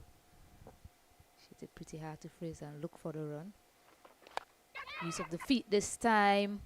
Of the outer half of the bat. And Nerissa Crafton has to go. So a 3rd wicket down in the power play. And Plafiana Millington. I mean, she's doing the job that she's been doing throughout this T20 Women's Blaze tournament for Guyana. Yes, soft dismissal and an easy catch for Fraser at backward point. Windward Women now 18 for 3.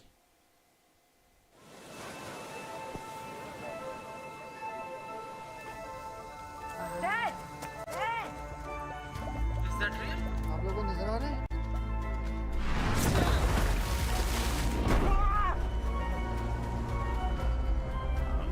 Well hit. Away it goes. That is a ridiculous. Look at this.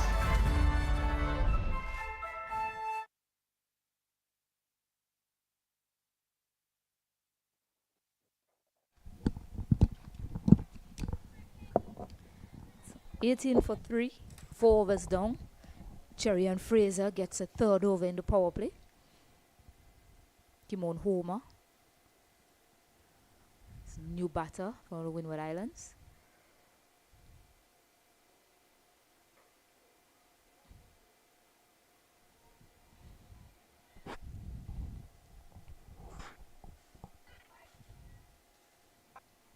Yeah, right away, Windward Islands on the back foot. 3 wickets down. Not a lot of runs on the board as well.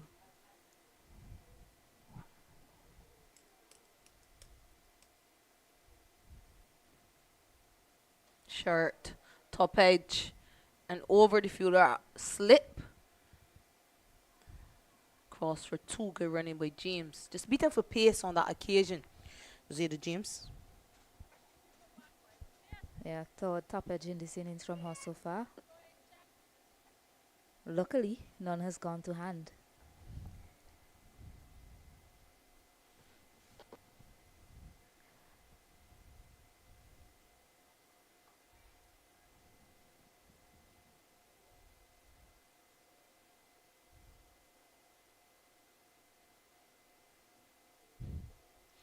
way too wide outside the off stump. Another extra, and they cross for the extra run.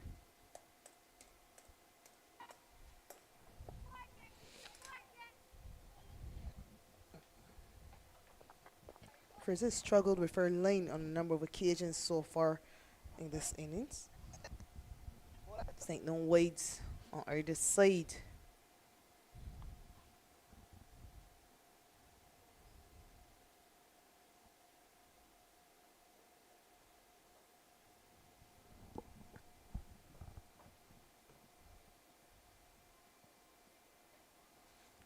Nicely whipped across the line there from Kimon Homer. Will just be 2. So a good start to her innings. Finding the gap early, finding that vacant area to score.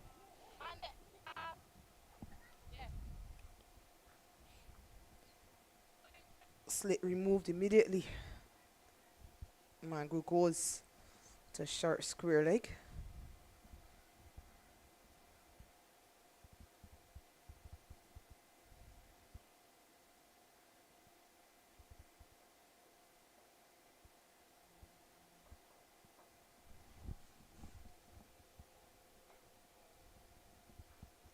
Opened the blade and a misfield. And what should have been a regulation stop has resulted in a single. Kimon Homer off strike. Zeta back on strike. So misfield to start. Seen a fair bit of misfields from Guyana so far in this innings. This bowling innings rather.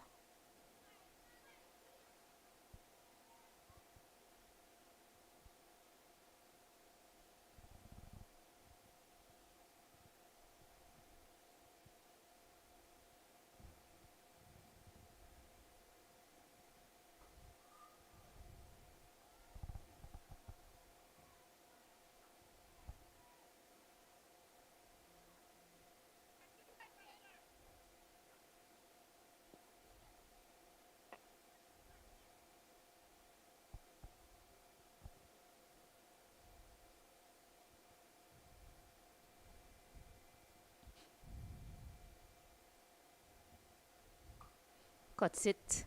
Nice diving stop there from Mandy Mangrove. That was traveling with some power. So just a single. So really good piece of fielding. She's been struggling all throughout her batting, and she's gone down again. Physio is running out to give her some attention. But she certainly stopped the boundary there for her team. 5 overs gone. Windward Islands are 26 for 3.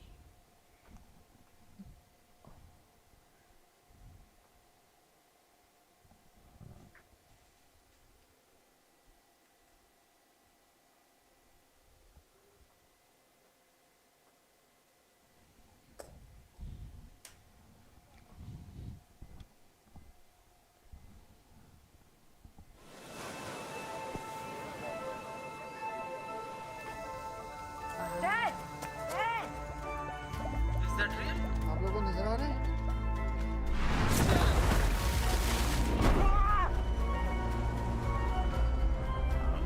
Well hit. Away it goes. That is a ridiculous. Look at this.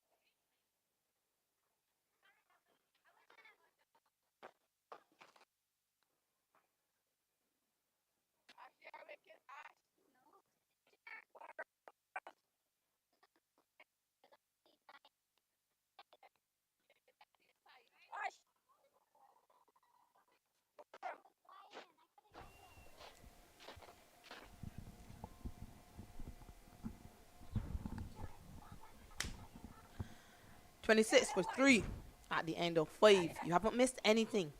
Mandy Mangru was being tended to by the physiotherapist. Ashmini Munisar will be introducing to the attack for the first time today. She replaces Plafiana Millington at the far end.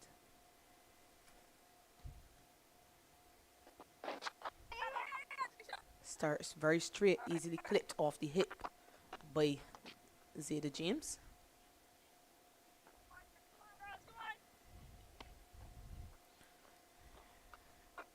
Interesting decision by Campbell to replace Millington, seeing that she's taken a wicket off both overs she sent down. Yeah, what's also interesting is the end that Munisa is coming from. I've watched all the games so far in the tournament, and she's operated at the commentary booth end. On this occasion, Campbell deciding to bring her from the far end.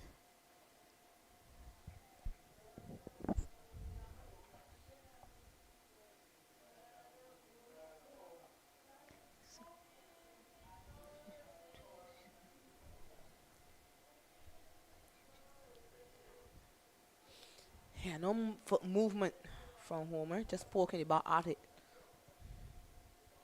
Yeah, very casual, very nonchalant looking Kimon Homer. Needs to look a little bit more proactive here. Look to be pushing the scoreboard on. The intent to score has been lacking so far in this. Well, I won't say the intent to score has been lacking the way some of the dismissals have gone down. But it's just the options. There you go. That's a good option. In the gap. But a very good hand from Shanita Grimon to keep it to 1. So the gap finding was better on that occasion. So they need more of that, Windward Islands. And another fielder goes down. Plafiana Millington just grabbing onto the left hamstring. More work for the Guyana physiotherapist. We are at the very end of this tournament. The last day of this competition.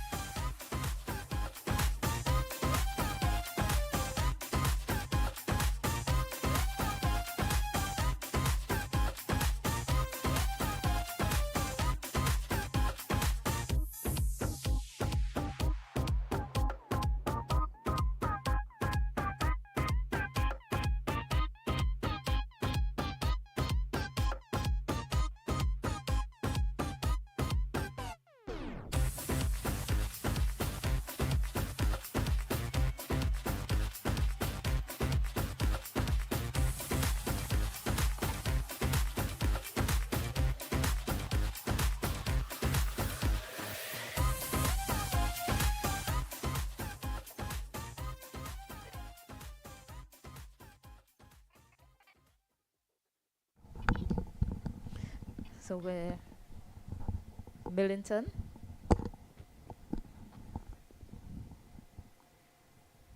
She bowled 2 overs in the power play. She has to go off. Unfortunately, for unfortunate scenes here for Guyana. So 1 more ball to close out the power play.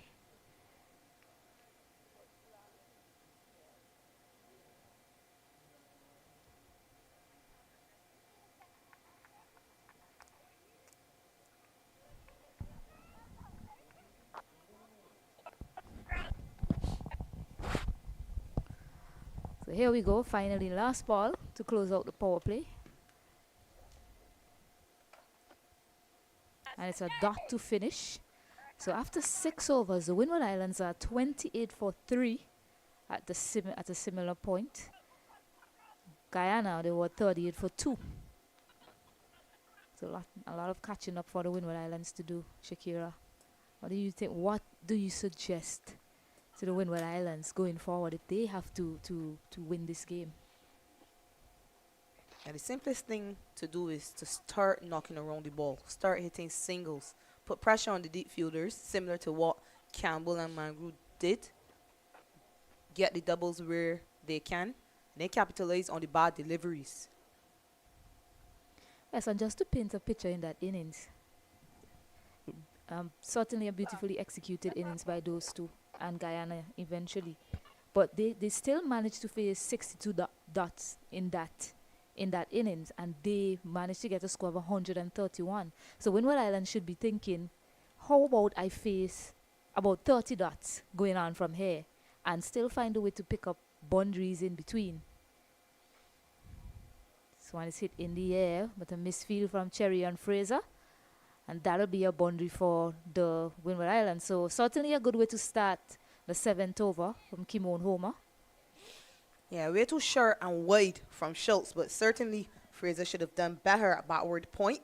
Allows Homer to get a boundary. Okay, so Schultz into the attack from the middle center end. She replaces Fraser. Yeah, for to start, it's important now to see how they go about the rest of this over, how they negotiate the rest of this over. Nicely done again. So in the gap, they should get 2. So 6 runs now from 2 balls. So Windward Islands will be hoping for more of this from this pair. Yeah, not quite the pace that Schultz needs to bowl out on this easy pace pitch. She's way too slow, and she started way too short and too wide. Simple for Homer, who just has to slap it through the offside. And now the fielder goes back on the cover boundary.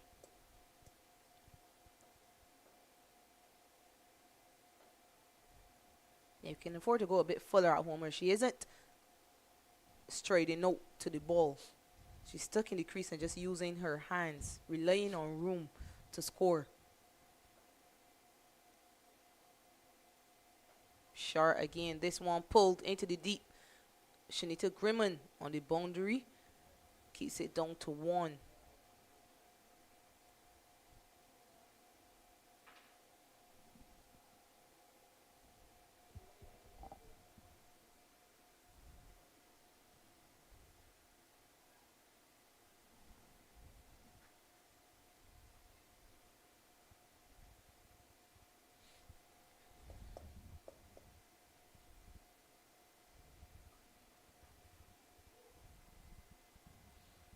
Too short again. Zeta James almost picking out hard at square leg in the circle.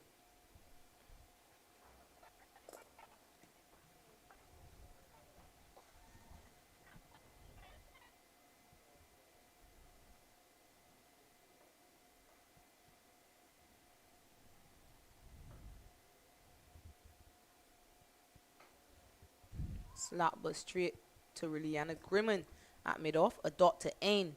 8 from that over. Windward's women 36 for 3.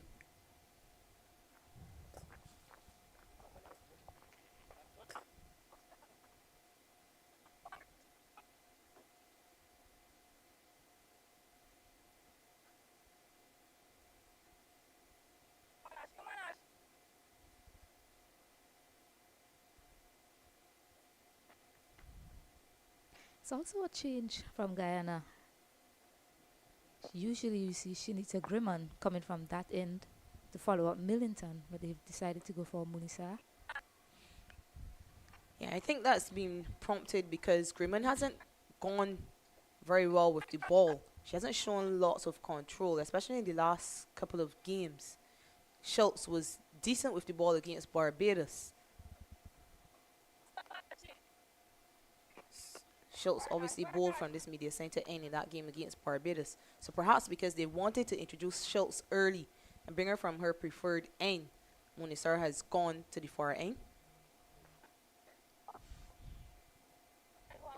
Driven down to long on for a single.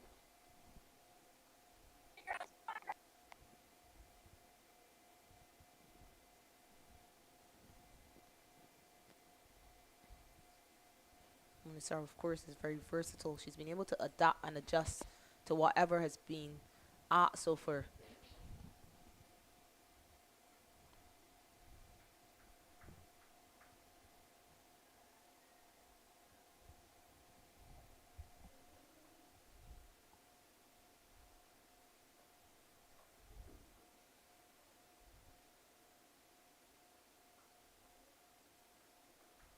It needs to be fuller though to Homer. It's a bit too short to her. I've already recognized that Homer likes room and she likes it shorter. So just get it a touch fuller. Misses out on that occasion to end the over. There's a single from it. And Windward Islands are 37 for 3.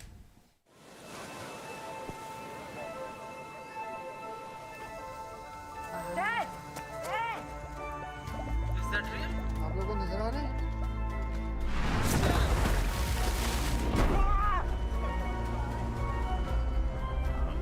Well hit. Away it goes. That is a ridiculous. Look at this.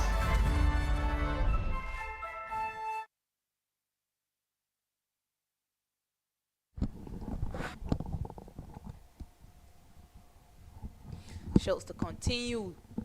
Played into the deep. Single to James. She moves on to 16.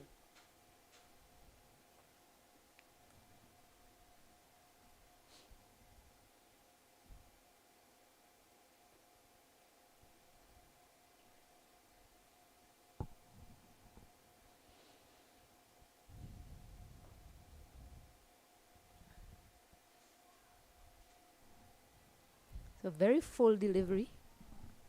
Unable to score off it. But Schultz can do well with bowling fuller to Homer. So that's a better length from her.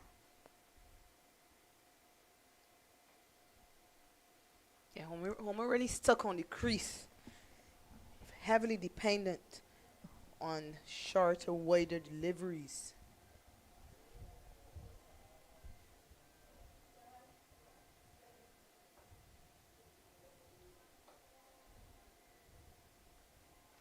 Too short there, but not able to capitalize. So what we've seen so far in this innings, a lot of short deliveries have been bowled, but the batters haven't been able to capitalize on them.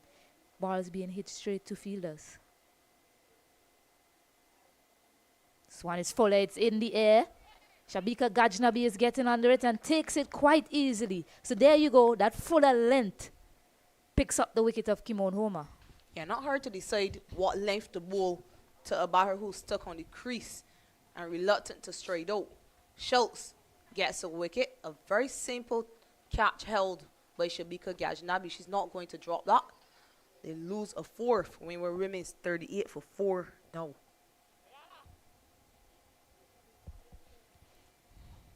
Yeah, Homer got to 11 of 10 deliveries.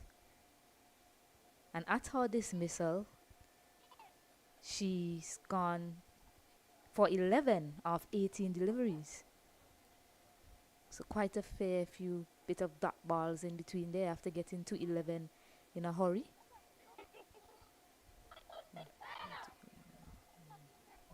She got to 11 of 9. The end of that over, she was 11 of 10. And since then, she wasn't able to score, finishing on 11 of 18. So this is something that the Windward Islands cannot afford in the back end, in the rest of this innings. Paul Etienne comes to the middle.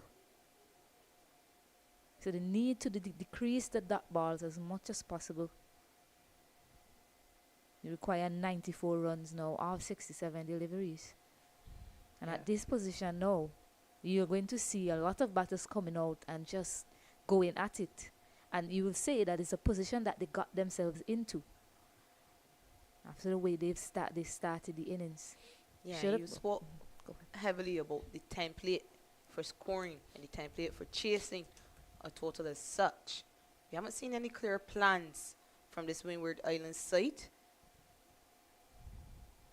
1 run and a wicket from the 9th. Windward's winning 38 for 4.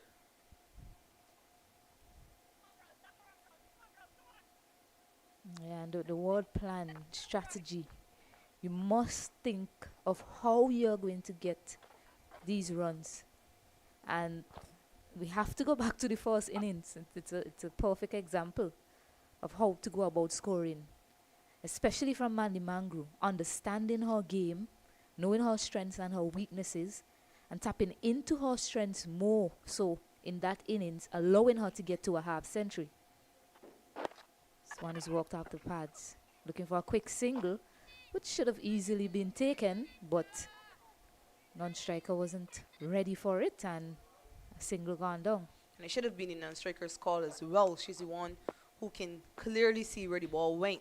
Trisha Harder had to move about 5 meters to her right to retrieve the ball. Short and helped off the hip in front of square by Zeta James. They can only get a 1 run. And again, we go back to doing the basics right for longer periods. And those are basic things. Should have been an easy single, and it ended up not being one. Very often we've seen a wicket falling as a result of that. Luckily for Windwards, Zeta James was able to get off strike. It's what Guyana women did so well, Campbell and Mangru in particular. This one steered to the right of Mangru at slip. They crossed for 1. Yeah, nice way to get off the mark there from Paul. Just opening the face and steering it past slip.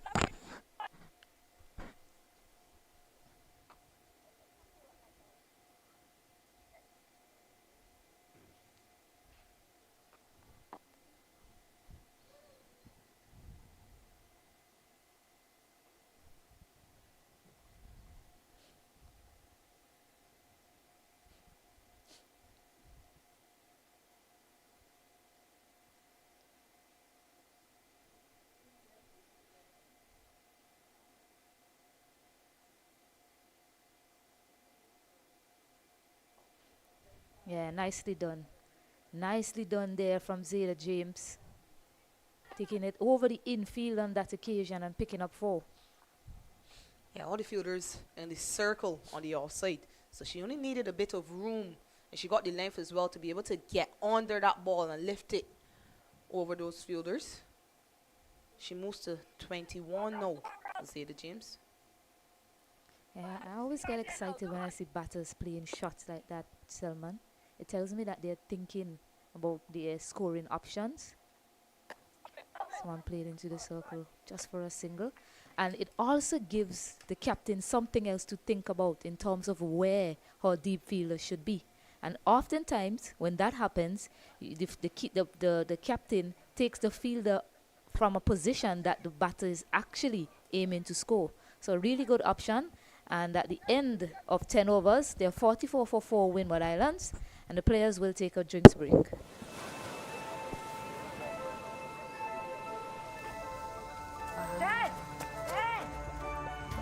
that real? आप लोगों को नजर आ रहे हैं?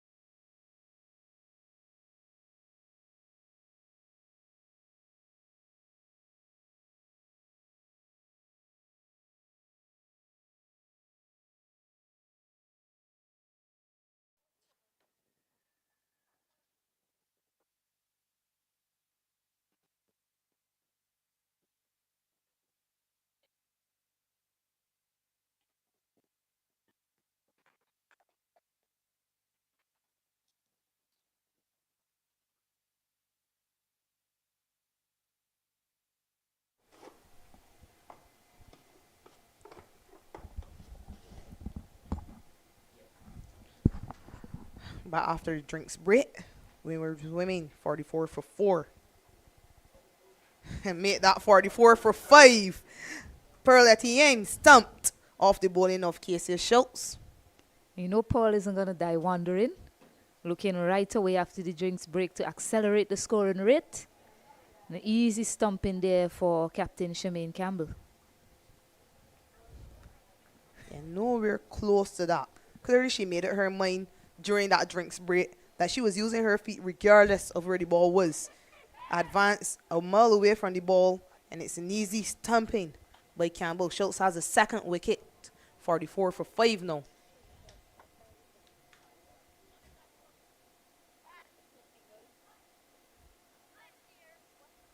Yeah, a lot of the left-arm spinners in the tournament, namely like Sugrim, Zeda, and Guyana, a lot of them tend to keep the ball very straight, the ball with that angle coming into the batter. But Schultz is one of them that actually gets it to move away. Yeah, you called a few left-arm spinners who started out their careers as left-arm pacers. So perhaps that's the reason that they're not quite adept at extracting the same amount of turn occasionally as Schultz would. Schultz is also a lot slower through the air.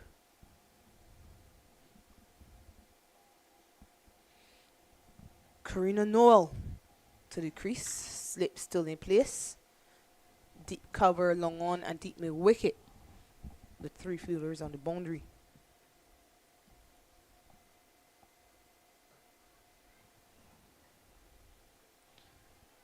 Schultz stays around the wicket to the left-hander.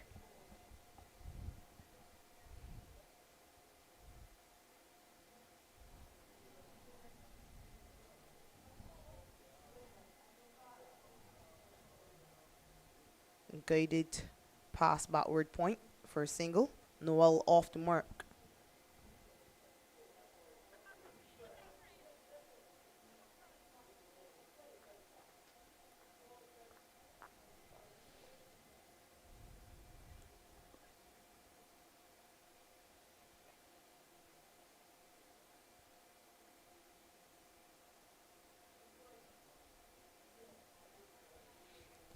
Solid in defense is James. And the required run rate is up to 9 now. To 9 runs per over. It's a lot to do for James. Young James, who's at the wicket. She's 21 of 27. Looks to go big. Skied. And an easy chance there for Nayan Lachman. So Zeda looking to go big in this over. Perishes. And Schultz picks up a third. And that's the pressure of that scoring rate, required scoring rate increasing. You just mentioned it was up to above 9. And that pressure telling on young James. She's dismissed for 21. Windward swimming now 45 for 6.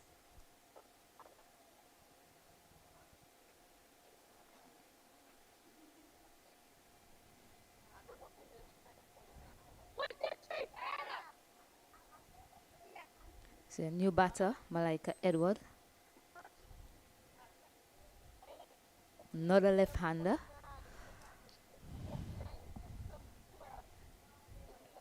One St. Lucian replaces the Nets. Malaika Edward, the former vice captain of this side.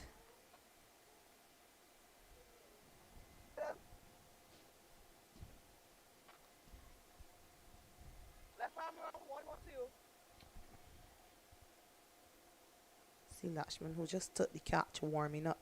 So she could be introduced into the attack shortly. Wasting nobody on umpire.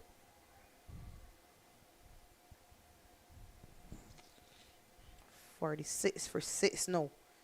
And imagine Naya Lachman, who's the most potent threat, hasn't been given the ball as yet. So Windward Islands will be very disappointed with the display so far. Another wide outside the leg stump. Interesting that she hasn't been able to find her line to Malaika Edward, who's also a left-handed batter. And she's going flatter at Malika Edward as well. Ball a lot faster on those 2 occasions.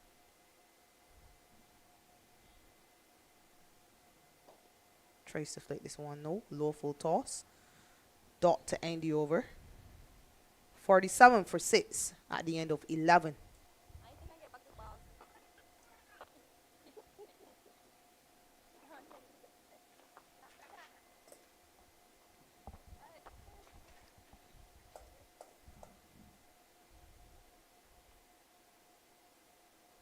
Few onlookers scattered in the stands. And they would have been hoping for a competitive game. I'm sure they've come expecting some excitement on this final day.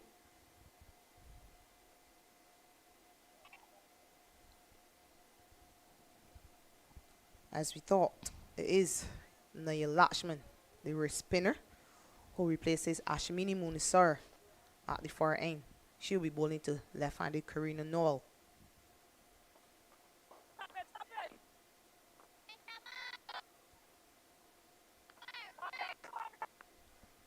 And she's exhibited impeccable control, young Naya Lachman.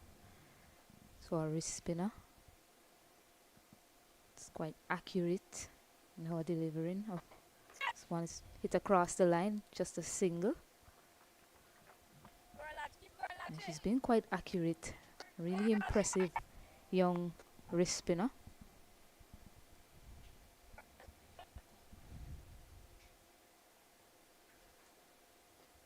And that has been the most impressive thing about her so far. The amount of control she's displayed. Skies, and she almost had a wicket immediately. Gajnabi just caught napping there. I think she made a step back thinking the ball was struck more firmly. And then she was unable to come in quickly enough. Yeah, she's also been a wicket taker for Guyana.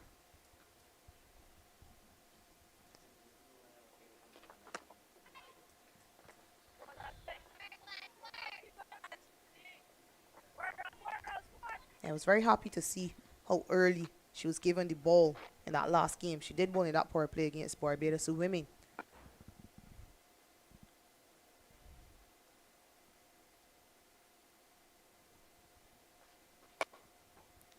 It's too full on that occasion. Down the ground for a single to long on. Brings up the 50 as well for Windward Islands. 50 for 6 in the 12th over. Yeah, when Guyana Women got to their 50, 8 overs had just been completed. Someone swung away into the deep. Shanita Grimmer has to do work on the boundary. They cross for 2 to end the over. 5 from Lashman's first. 52 for 6 at the end of 12.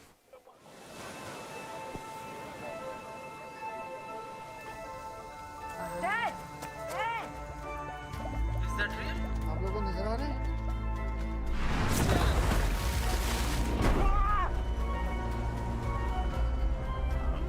Well hit. Away it goes. That is a ridiculous. And look at this.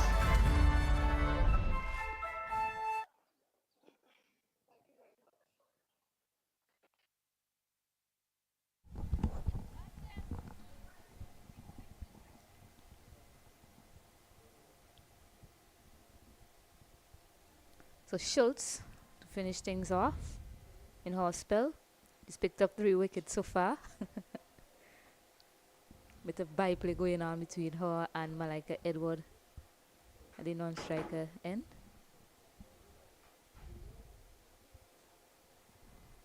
So full delivery, swings it across the line, but just for 1 to start. So 3 wickets for Casey Schultz in this match so far. Yeah, and I remember when I was taking the picture for player of the match in the last game, that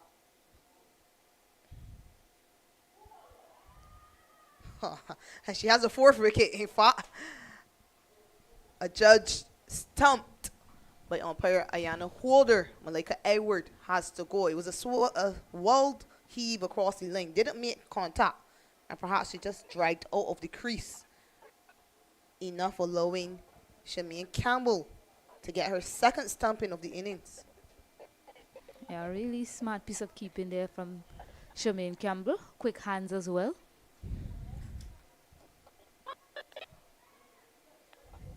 She's exhibited great control to both left and right-handed batters in this innings. Casey Schultz.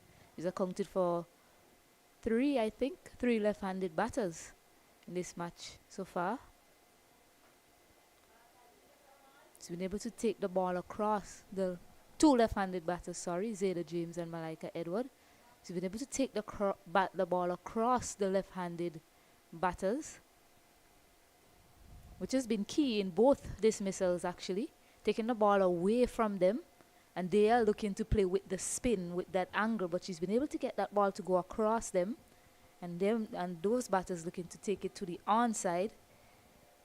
Zada James in her case getting a top edge, and Malika Edward being stumped. Yeah, she did mention to me in the conversation that she had been working on bowling that iron ball. So I just wonder she sent down a number of iron balls at the left-handers, getting it to run across them with the angle. Remember, Schultz was in Barbados for a few months playing with the UE boys team,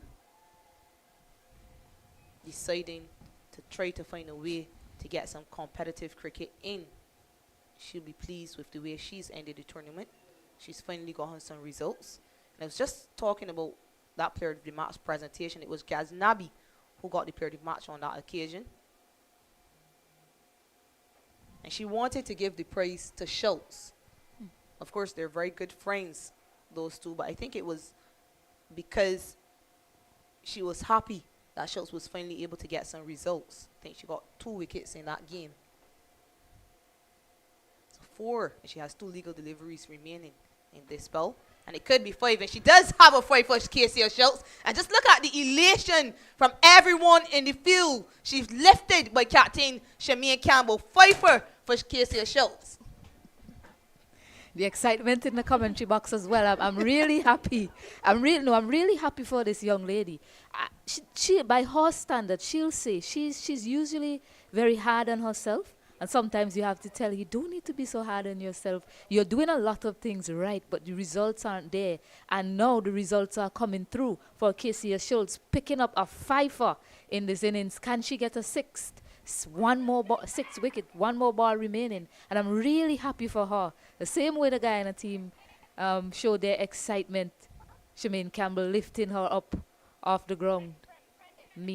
She has struggled in the 50-over tournament, I'll say, by her standards.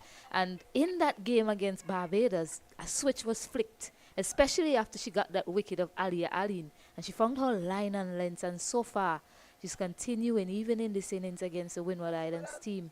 Magnificent from Casey Schultz. Just needed to be a bit more patient, I'll say, in terms of how she's been delivering and handling things, and it's paying off for her in this innings. Yeah, wide delivery sent down to the new batter, Ernisha Fontaine. But the story of this innings so far has been Casey Schultz. A 5. It's not easy to get 5 wickets in any format of the game, furthermore in the T20. She does end with 5 wickets. 5 for 14 for Schultz from her 4 overs. Windward's women 54 for 8 and in danger of being bowled out. It's been a fabulous spell of bowling from Casey Schultz. 5 wickets, and you said it, it's not easy to get 5 wickets, especially in a T20 tournament, in a T20 match, with just 4 overs allowed to each bowler.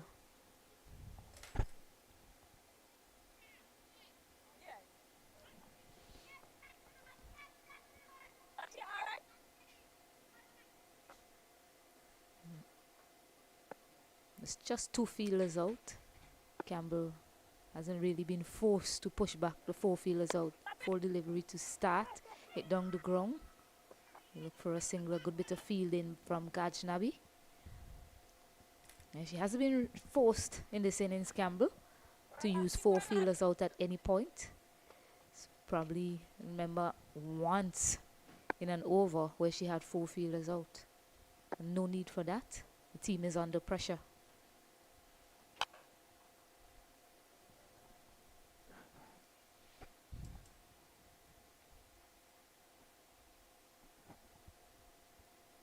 Yeah, it's been a very poor display of batting by the Windward side.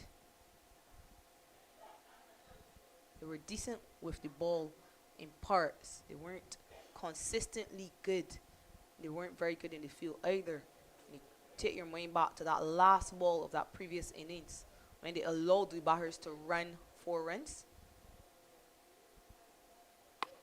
And everyone left the field looking very dejected. You just wonder if they brought those feelings into this batting innings. 55 for 8, halfway into the 14th.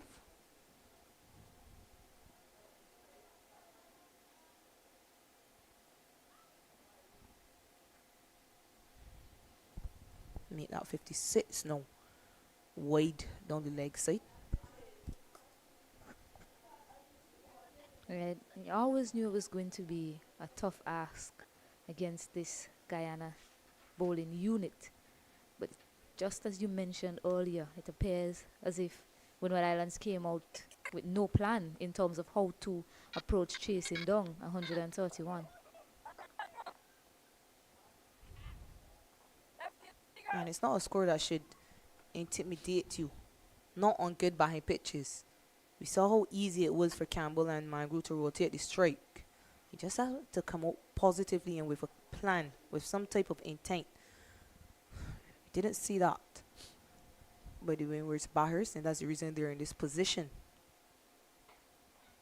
Remember, they also allowed the Guyana side, just as Grimman allows a boundary to pass her. Yeah, she slipped there, Grimond, coming in to feel that, which resulted, oh yeah, an unfortunate slip for her, going in the other direction while the ball was headed in the other. She tried to get back to where the ball was headed and just slipped at the last moment, allowing Karina Noel to get a boundary.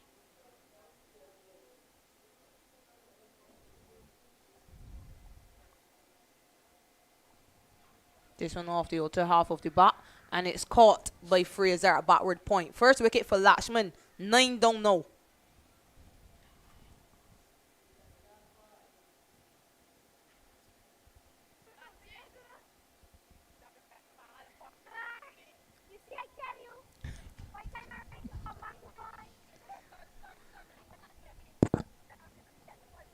So Lachman joining the party, picking up a wicket. We knew it wasn't long. It wasn't going to be long before Lachman picks up a wicket.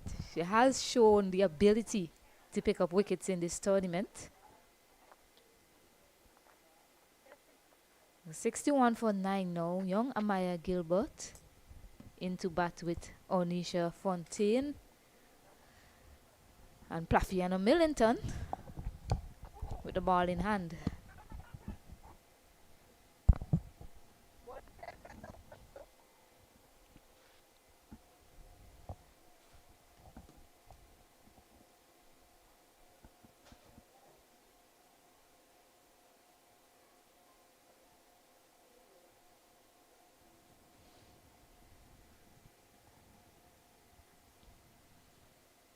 So Millington to Fontaine delivers a full delivery.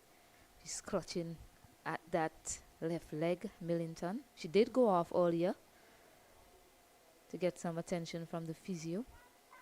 Still not at 100%, but seems to be good enough to try and finish things off here for Guyana, which will be a fitting end if she picks up that last wicket. Has been one of the most reliable bowler for Guyana team. Always comes in the power play and pick up a wicket for her team.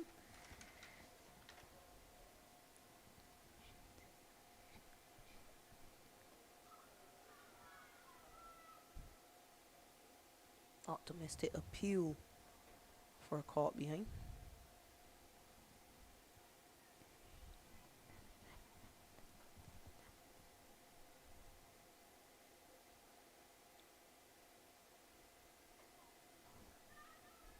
looking for a quick single, but it's not on. So just one fielder out. Mid-wicket.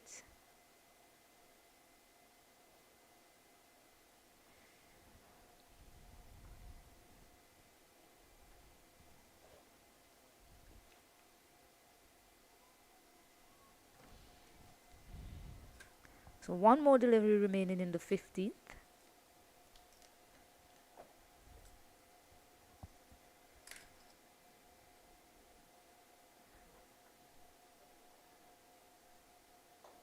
Goes down the ground. Nicely played. A diving effort from Liliana Grimman cuts it off. They'll just get one. But a nice effort from Grimman. Although the game certainly looks to be in the bag for Guyana. Still putting her body on the line, the young lady. Yeah, disappointing scorecard if you're a Windward's women fan. Zeta James, the only person getting beyond 20. A six. Simone Homer, the only other person to get into double figures. So 62 for 9 at the end of 15. They require 14 and over if they're going to manage a miracle. The last pair at the crease, Fontaine on 2 for 9 deliveries. Amaya Gilbert yet to face a delivery.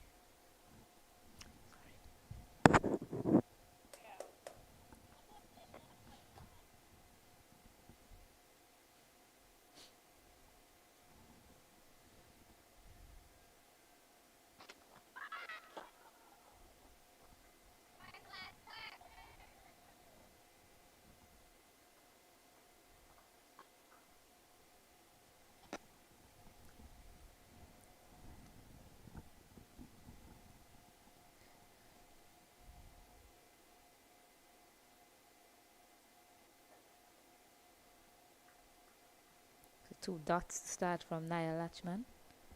Fontaine looking to access that mid-wicket area.